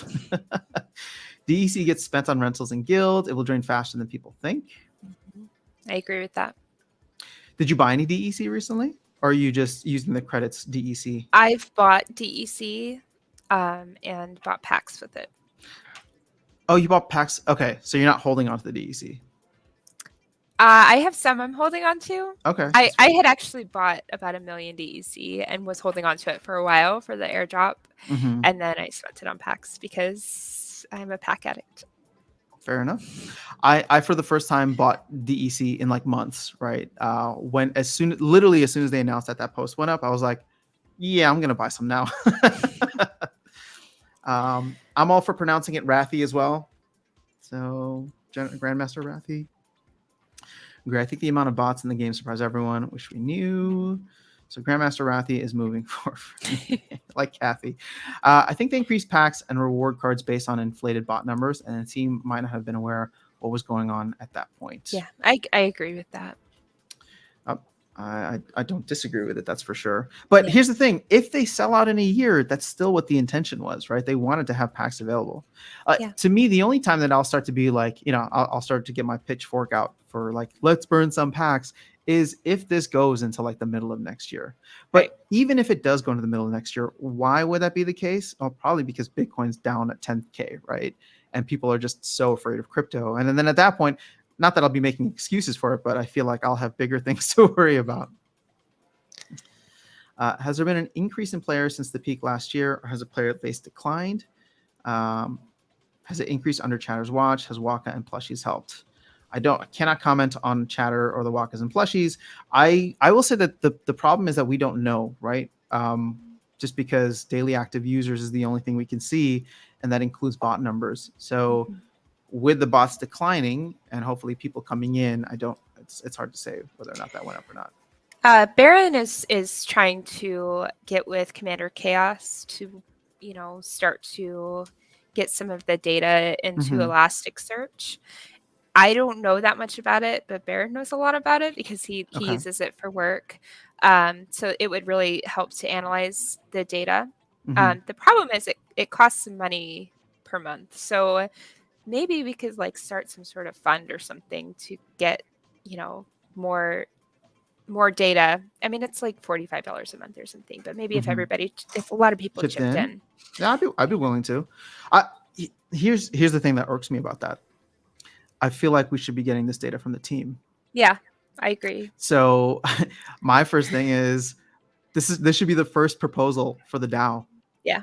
Right? Like fun. Actually, you know what? This is something we can even talk about. Like, I think one of the first things that should be proposed for the DAO is to have a third party kind of data analysis team. Yes. That is not part of the team, but can go through and give the community. Like, I think as an SPS holder, not that I don't trust the team, but I think it's always good to have a third party keeping an eye on this stuff. I agree. So if Commander Chaos and Baron want to start that, I'll be one of the people using this channel to champion it and get people to vote for it. Awesome. So, all right. You see an endless supply of cards as bad because it makes the card super cheap. I've seen endless supply of cards as good because it makes the cards super cheap. We are not the same. It's a good way to look at it. It's a glass half full versus glass half empty. Questions is, will player base increase? Now we have bots in the top 10 in Champions League. Do we really? Is that? Yeah. Okay, we do. Archmage bot users. Oh, Archmage bots. Okay. Yeah. Again, I think ranked battles are going to be like, I've said this before, but ranked battles I feel like are going to be let me get together with a friend and play, and I can earn a little bit here and there. But I do feel like tournaments are going to be where the real money's at in the future. Yeah, I agree. We just hope we get more players to come join the game. I think we will. We already are. Like I said, there was someone in my stream yesterday who just joined a few days ago, and I was like, "Yay, new player!" Yeah. So, and I mean, I stream 3 times a week. I know Luthien streams several times a week. I feel like there's new people coming in all the time, new names, right? That I don't recognize. And sure, they might be people who've been part of the community, but I would say that a significant amount of them are people who are coming in to check out the game. Yeah. I can only sleep properly when chaos sells out. All right, guys. All right, this is a new health initiative. This actually has nothing to do with the game, but we need everybody to buy as many chaos packs as possible so Justin can get some sleep for his health. Okay, I'll do my part. So everybody, please do your part and buy some packs for Justin. In fact, we're going to hashtag this, Justin, and we're going to buy packs for Justin. All right. we'll start a movement. And if we can get if we can get like the sleep community in on this, that's how we sneak in and get people who don't care about Splinterlands to come in and buy packs There because we they care go. about your health. So Justin, thank you for sacrificing. 20 million packs at $2. We could buy more packs to level up our cards right away. That would have been interesting if they. Yeah, I don't know how to feel about the price increase. I mean, that makes sense, but at the same time, I don't know. I think it makes sense. I mean, everything these days is more expensive with inflation and everything. And they have business expenses. They have a legal team. They have people that they have to pay. And I want the people who work for Splinterlands to get fair pay and to get benefits. Absolutely. And to be treated well. And I think that they are. From what Yeah. I've seen, I think that they treat the employees very well. And I'm willing to pay twice the price of packs for that because it'll make the game better. Yeah. So like, I mean, I don't know what I can and can't say. Hopefully this is not going to get me in trouble, but as a team member, I recently sat in on a meeting with some of like the legal team, and it was interesting. Again, nothing from what was talked about, but like I was just sitting in on the meeting and it was just like, whoa, there's some like legitimate people here. Like it makes me bullish in the sense because I'm like, this is not just like some crypto game that's, being run out of somebody's basement. Like there are a lot of very smart, talented people who are on the team now thinking through how to take this game to the next level. For sure. And so, when we hear Aggro talking about deals happening with Warner Music or sports leagues or casino games, and being able to see like very, very serious gentlemen and women in the background who are like I'm just like, oh, okay, like this is legit. This is not run out of Matt's basement anymore. This is very much a big deal, and they're trying to be a AAA gaming studio. So it makes me excited for the future of the game, and not necessarily the Splinterlands card game, because I think that's very niche, but what they could build in the Splinterlands ecosystem that will still utilize the cards, assets, and tokens. Right. For sure. So do the people with DEC need more chaos packs? That's a good question. Yes. Everybody needs more chaos packs. Everybody needs push and shove. The big question is why double the price of packs? I mean, we don't know. Is it a cash grab? I don't think so. And here's what I'll say about this: the fact that the team is built out, 100 people. I look at that. I'm just like, they could have retired to an island with the amount of accounts that came in, right? Like there were 1 million accounts that came in, or 1 million accounts that were created by October of last year, I think. And at $10 a pop for just a spell book, that's, am I doing my math right? 10 million. No, yeah, 1 million accounts. I guess it's $10 million. So it's not like, I don't know how big of an island you can buy for $10 million, but, point being is that they went out and they built out the team rather than just kind of running away with it. Yeah. And it's so important. I cannot stress enough how important it is that the team members are paid fairly and treated fairly and have good benefits. Because if somebody is unhappy in their job and not being paid well for it and, not being treated well and not having good benefits, they're going to go elsewhere. And we want people to stay on the team and be productive. I mean, you want the talent to come here. Yeah, exactly. And stay to your point. Yeah. No, great point by Luthien. I think the way the game is developed, you need to look at it in two pieces and say ranked battles is yield farming and tournaments will have the big prizes. I can agree with that, Shuni, and that's kind of what I was alluding to earlier. So I 100% aligned with you. DEC it's a DEC grab by the bot to earn guys. I don't know what that means, but bot to earn, I think, will become a thing. I think it's already a thing. Did you listen to Matt's map chat on the ECR? No, I missed that, and I was hoping that somebody had recorded it. Luthien, did you catch any of it? I caught the end of it.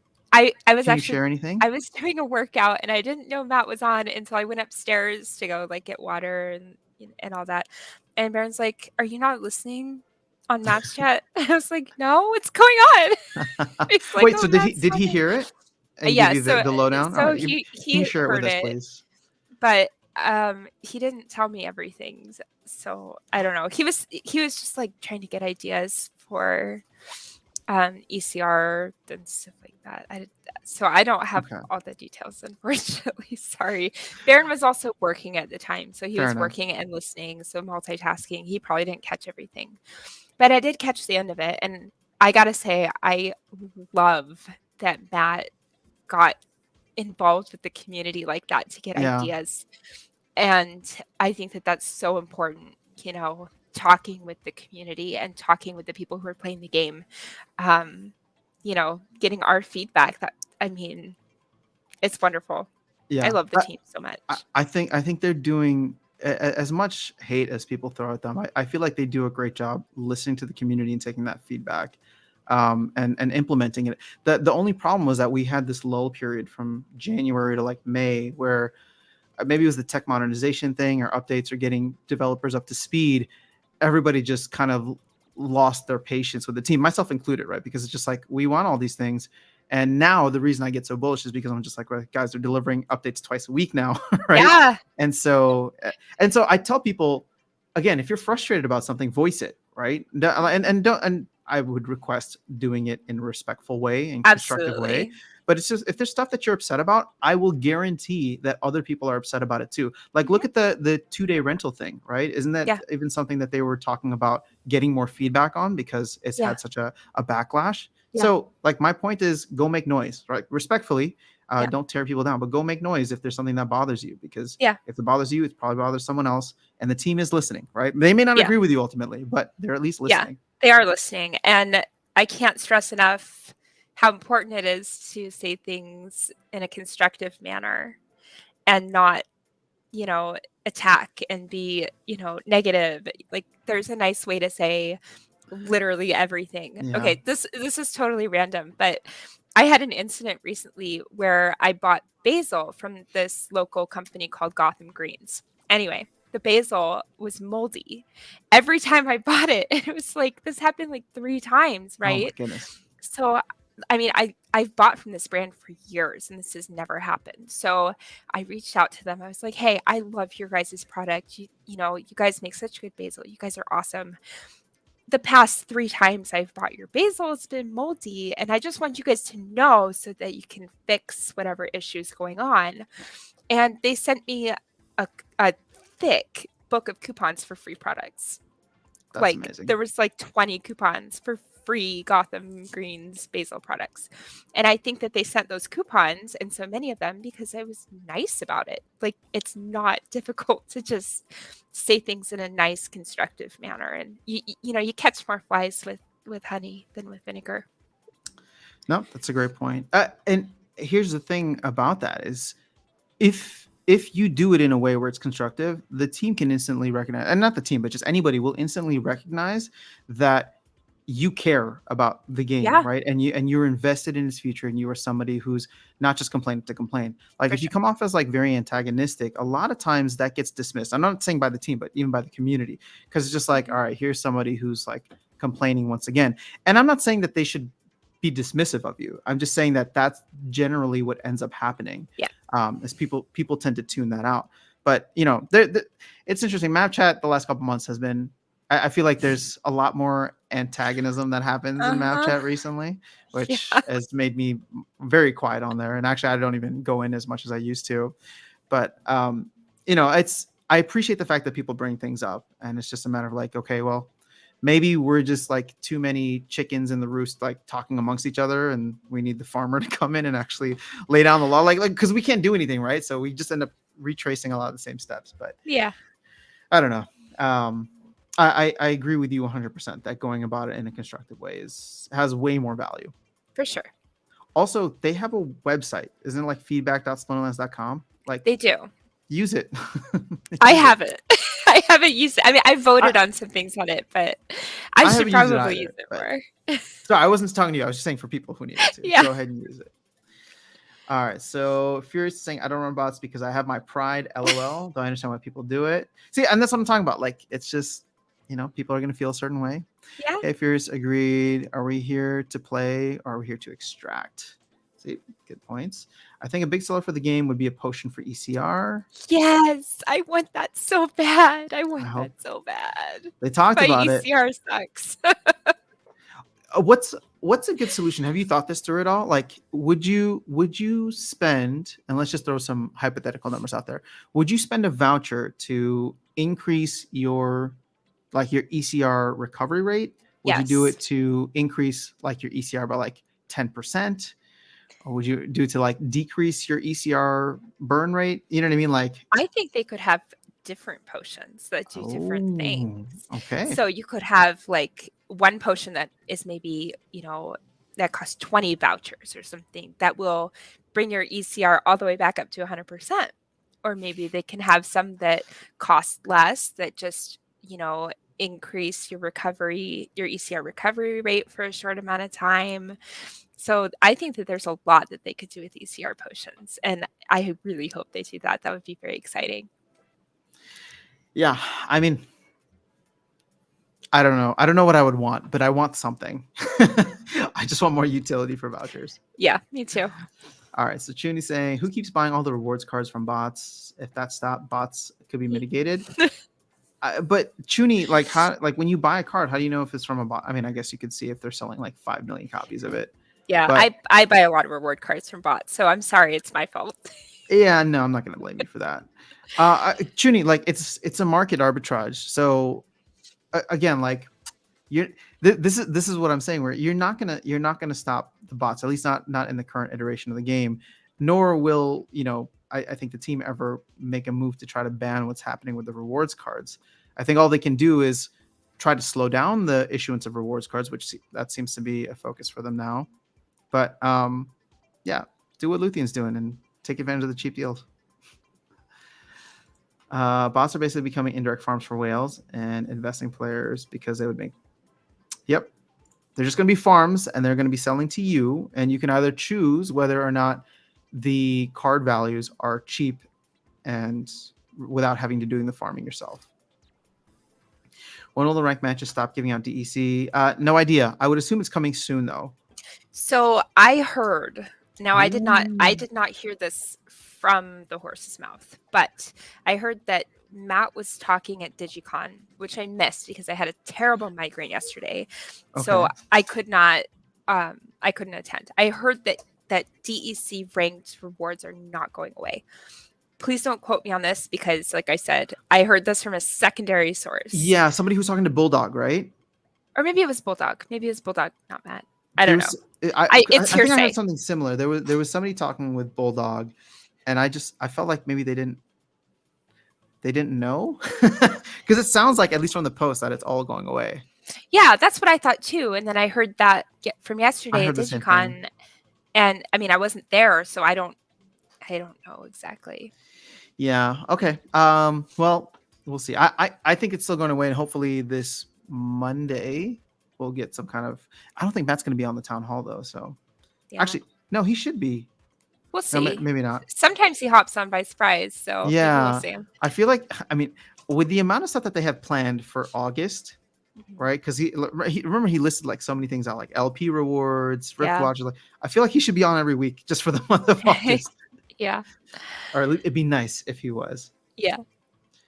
The rewards cards are not worth much at all. SPS is worth the yield farming, and worried it will keep going down because of that. What do you guys think? Yes, I mean, I'm short-term still bearish on SPS. I didn't like seeing it go up yesterday because I'm like, no, wait, I wanted it to go down. But I think once ranked battle rewards come out, I still think people will be selling a lot. But in the long run, we'll see what happens.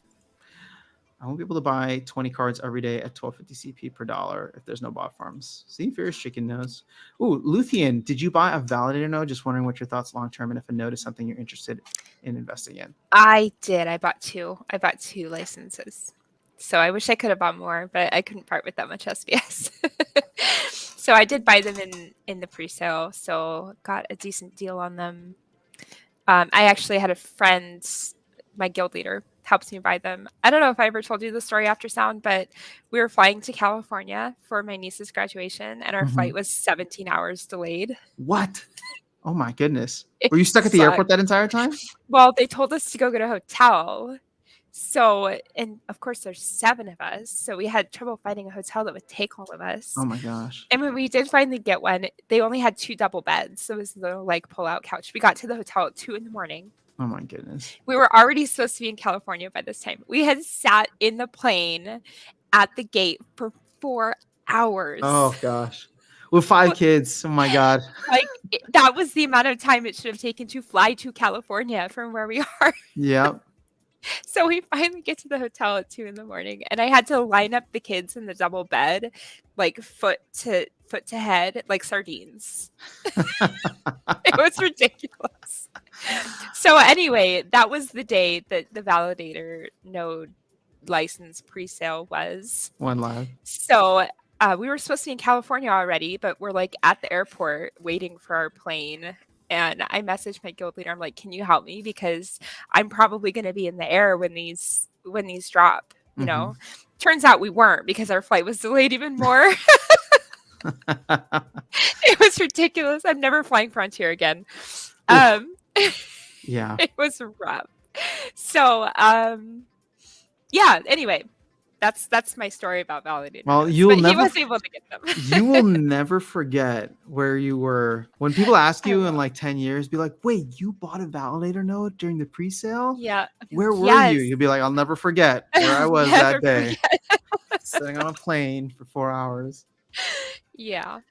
How are you feeling about nodes now? And are you thinking about getting more? Because they're actually a little bit cheaper, I would say, or at least the prices come down with voucher values decrease. I wish that I had the dry powder to get more, because I think that they will be very, very good in the future. In the future. If it's going to be anything like Gala nodes, it's going to be amazing. And I know Matt has referenced Gala nodes, and I don't know if you guys know, but Gala node holders get dropped NFTs that are worth a lot of money and things that are exclusive to node holders. So again, I have no idea what the team is planning with this, but if they do anything like what Gala has done, it's going to be amazing. I agree, and that's why I felt like I needed to get one too, even though I didn't want to part with anything. I felt like I needed to grab one, and now I'm just, again, it's more so just to have one, just in case. But I do wonder on like the long-term viability of it as like a quote investment. But I hate looking at things like that in the game now. I mean, I should be, but part of me is just like, I just want to have, like, same thing with land. I just want to have a piece of it, right? Like I just want to have some kind of interaction with it. Like land, I don't even think about where the price of land goes now. I'm happy that I have some land, and I want to participate in it. And similar to nodes, the node thing is more so like, I believe in the decentralization of the game ultimately. So I want to play my part and help that. And, you know, if they can make a musician like myself rich, then I'll be happy. So yeah, for sure. All right. So they should run in-game bots for practice mode. It's a dev mode right now. Completely 1000% agree with that. They should. What's going on, Ben Holiday? Oh, Brandon's in the house as well. Great stream. I'm sending link to wifey. She will love you, Luthien. Aww. FI Dragon Quest equals Dragon Warrior from NES. Ooh, oh, really? Nice. Oh, I didn't know that. Also, I just sent 75K to EC for data server first month. Oh, cool. Is this with the is this for Commander Chaos, and what Commander Chaos is working on? Or maybe he sent it to you. Did you receive some DEC? Check. Oh, I did. Yeah. Oh, well, Brandon, thanks for that. Awesome. Okay, so I'll have Baron, you know, he's been messing around with the blockchain data and stuff, so I'll tell him to you know, sign up for Elasticsearch and start getting some of that data going, and I'll have him work with Commander. Yes, thank you for that. Thanks, Brandon. I actually am I know we just kind of like spitball the idea on stream, but I'm actually a big fan of like creating some kind of like third party that's run by a DAO. I think that would be really helpful. For sure. So all good things always coming out of people's basements. I need to start investing in basements. Hey, I'm in my basement right now. Comment of the stream right there. That's great. All right, need to accept that it is yield farming and create aspects of the game for that. Maybe that's the concept around rewards cards. I agree, because the thing is, when you think about rewards cards, I mean, I think they're brilliant because you get to do something with them as opposed to just getting a token that people will sell, right?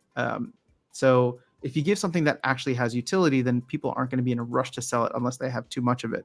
But that means there'll also be demand for it. Like the move to earn game that I play, Step In, like there's no demand for GST, so people just sell it, right?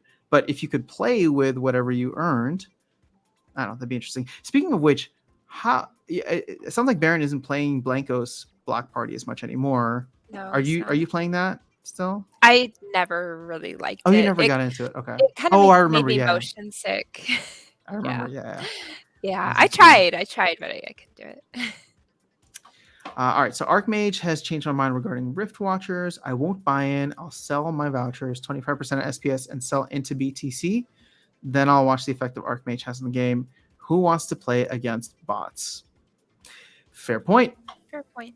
This might be the dividing line, right? This might be the dividing line where people who have been anti-bots from the beginning are going to finally realize that when Archmage does not get banned, and everybody who is either bot neutral or pro bot starts buying Archmage tokens, that might get all of the people who are anti-bot out of the game. Yeah. Does Luthien have some land plots, and is she looking forward to having a castle on one of her plots? Oh, I hope I have a castle on one of my plots. I think that I have 14 land plots right now. I had 16 at one point, and then I sold 2 at a profit. It was a little bit of arbitrage. So I think I have 14 right now. So it'd be really nice to have a castle on it. Oh, yeah. So power potions, make it happen, Matt. So I don't know if you saw the video that I did with Gathering the Magic, but he had some really interesting ideas. One of which, I don't know if it was the power potions or if it was called something else, but it was like the idea of being able to like freeze your ECR for 30 minutes or something like that, or an hour. So essentially, like if you let your ECR go up to 100, then you could just kind of grind for an hour with 100% ECR. But those potions would be really rare / really expensive. Yeah, that would be amazing. So when will they improve the cell phone app? I don't know. I'm not on the development team, but hopefully soon. The reason why I always get comments in my packs is probably because I rant a lot. My name. I'm always curious. I downloaded dozens of GBA ROM in my phone last week. I don't know what that means. I'm playing Summon Knight right now on my emulator. Do you know what GBA ROM is? No. Okay. Curious Chicken, we might need a little clarification on that. If you decide to play against bots in ranked battles, you've decided to yield farm, and if you do not like the ROI, there are other ways to play the game. That's why we need tournaments. I agree. I'm hopeful that Weirdbeard can deliver some cool stuff with tournaments, because he's been talking about it for like months now. And while we've gotten the modern, while we've gotten some new stuff from tournaments, there hasn't been anything game changing. But it sounds like he's working on some things, and I hope that once the airdrop is done and we've done the modern wild swap, I hope that there'll be more opportunities to do things there. I think the gist of Matt's idea was to make ECR limit the amount of rewards you can get to something like 30 matches. You can still play after that for ranked or whatever, but it would get pretty much 0 rewards. It stops bots from playing unlimited matches. Okay, I remember hearing something like instead of it being a relative ECR, it's going to be an absolute ECR. So like instead of it going down by 1% of whatever your ECR is, it goes down by 1%. Yeah. In total. So that makes sense with like for people who want to play, or for people who only play roughly 30 games a day, it won't affect them, because if you play roughly 30 games a day, that gets you down to like 70-75% ECR, whether it's relative or absolute. But if you start playing more than that, then like let's say like right now, Luthien, you're at what, 30%, I think, ECR. So if you were to play a game, your ECR doesn't go from 30 down to 29. It goes down by 0.3. So it goes from 30 down to 29.7. Yeah. So that would stop all of us who do like those long-term grinds. Yeah. I wonder what type of effect that would slow down even like the people who are botting with Archmage too. Mm-hmm. Actually, that might be a huge change in slowing down rewards in general. Yeah, it would. Would you be opposed to that?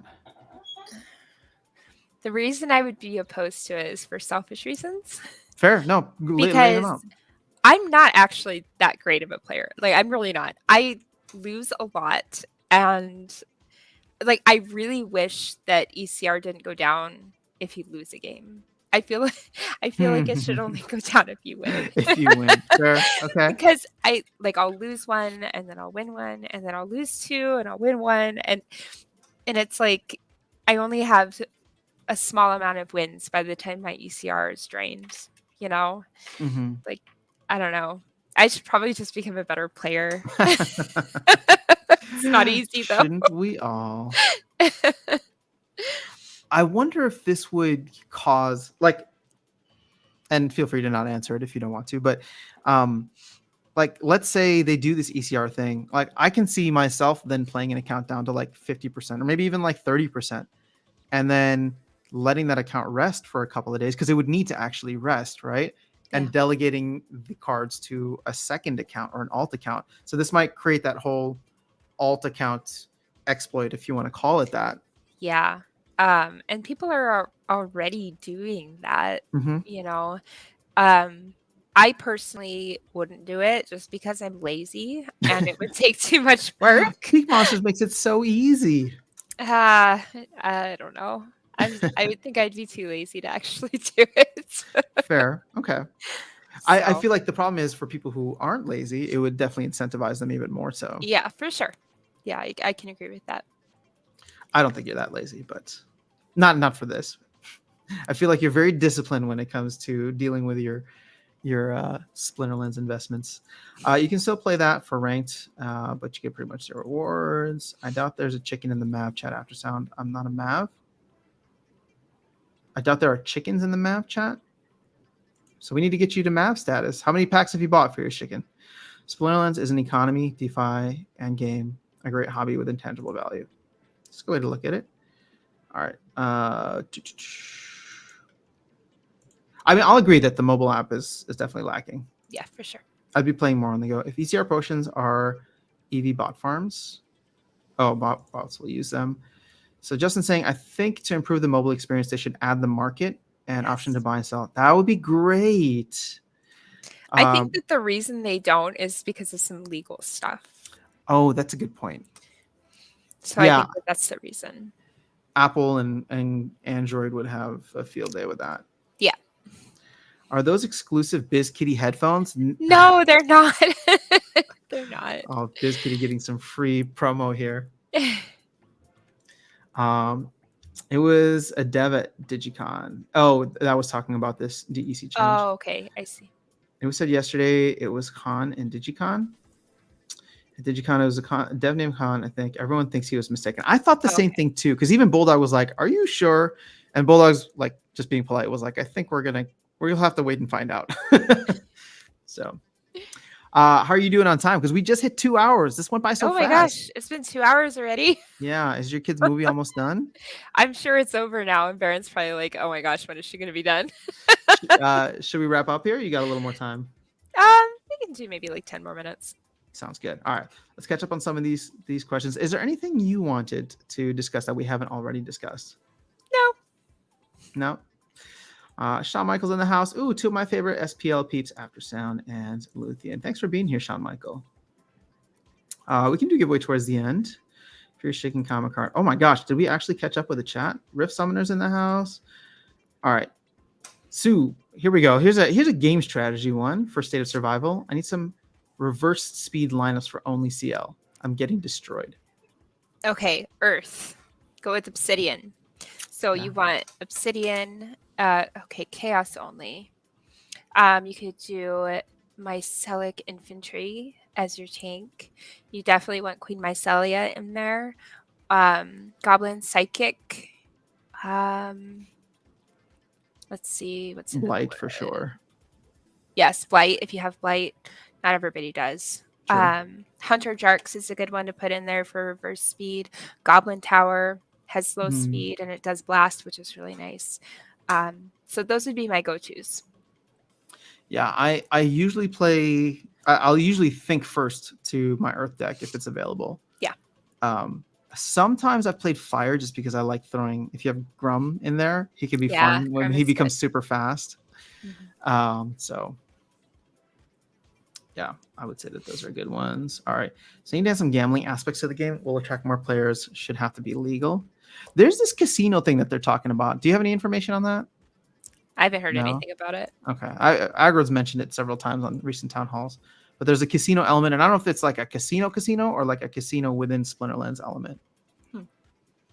I got you. So do you prioritize Splinterlands over your kids? No, of No, course she never. doesn't publicly. I always have time for my kids. Always.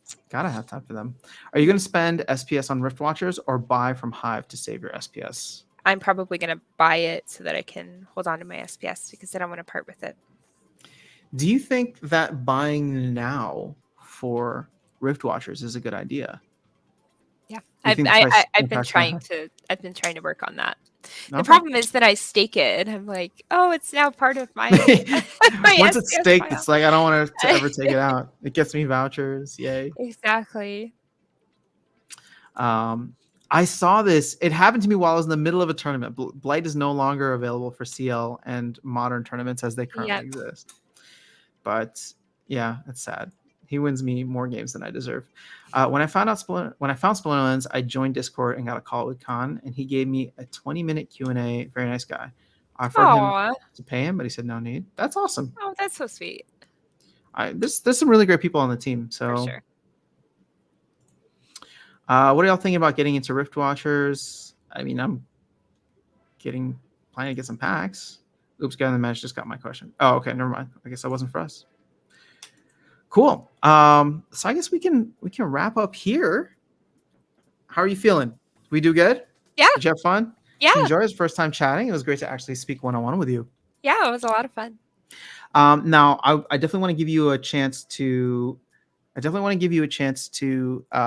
let people know where they can find you. So feel free to plug all your channels and where you're at. I know you do weekends on Splinterlands TV, but you also have your own channel. I do, but I rarely stream on there. That's okay. You can tell people I about it. streamed on there last week, actually. But yeah, see, there you go. So my Twitch channel is Luthien1289. So twitch.tv/Luthien1289. Or I'm on Splinterlands TV very consistently on Twitch Friday nights and Saturday nights. Or if you're in the Philippines, that's Saturday mornings and Sunday mornings. Mm-hmm. So. And you can go to I think it's splinterlands.tv website will show you when people are scheduled in your time zone. Yeah. So exactly. That's really helpful. All right. Anything else you got to plug? No, I'll do a giveaway too. I'll give away. Oh yeah, almost forgot. Okay. What are we doing? Let me see. I'll give away a Zyvex. Whoa, we got some legendary action here from Luthien, guys. Please make sure you thank Luthien. Let me go ahead and pull up the thing here. The Wheel of Names.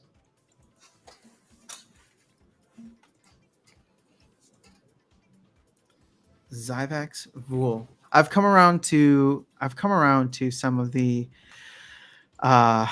recharge cards lately. I feel like I've been sleeping on them for a while. Yeah, I think that once that becomes part of the meta, which I think it will inevitably, I think people will like those cards a lot more, and I think that they're very undervalued right now.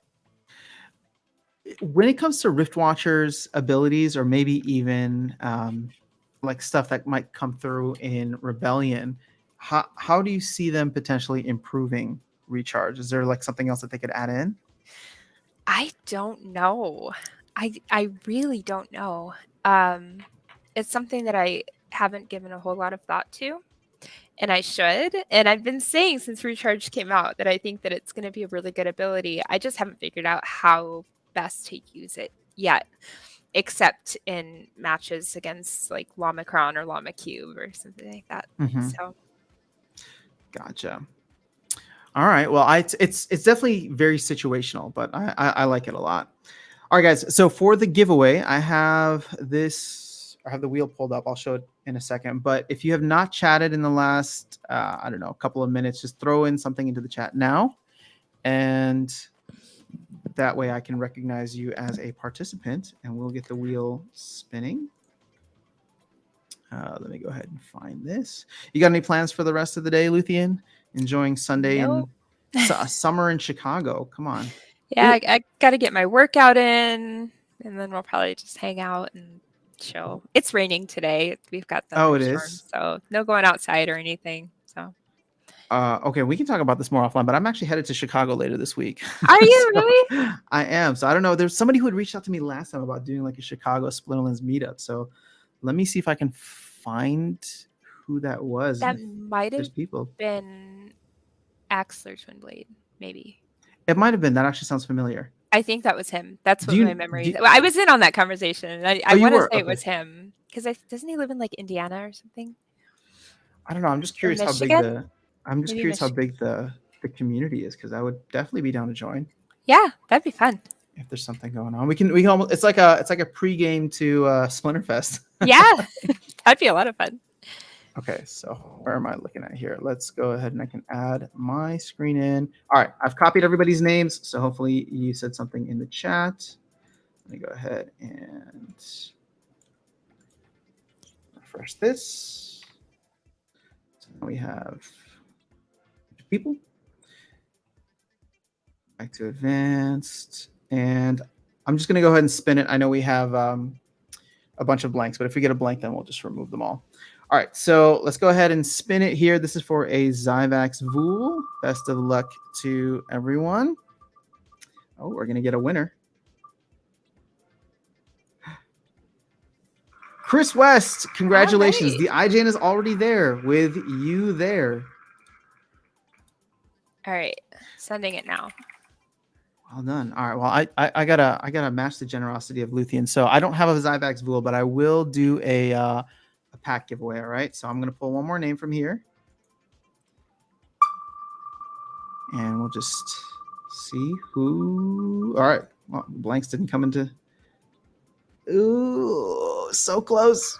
Kraken, congratulations, Kraken. Go ahead and send me your IGN or post your IGN here, and I will send you a pack shortly after we end the stream. But Luthien, thank you so much for taking the time. This is a lot of fun. Yeah, it was. Thank you so much for I hope we having get a me. chance to do it again. I'd love to. Guys, make sure you go check out support her streams on Splinterlands TV. And if you're not subscribed to her on Twitch itself, it's Luthien1289. Whenever she goes live, and we should all pressure her to go live more. I know. So we can hear and trigger the potato sound clip, right? That's all we want. Boil them, mash them, stick them in a stew. But Luthien, once again, thank you for taking the time. Really appreciate it. Thank you. Make sure you go check out support her, and I will see you all here on Tuesday, which I should announce now is going to be my last stream for a bit because I'll be traveling. So I don't know if I'll be able to stream on Thursday and Sunday, but we'll try to do something fun on Tuesday morning. All right, guys, take care.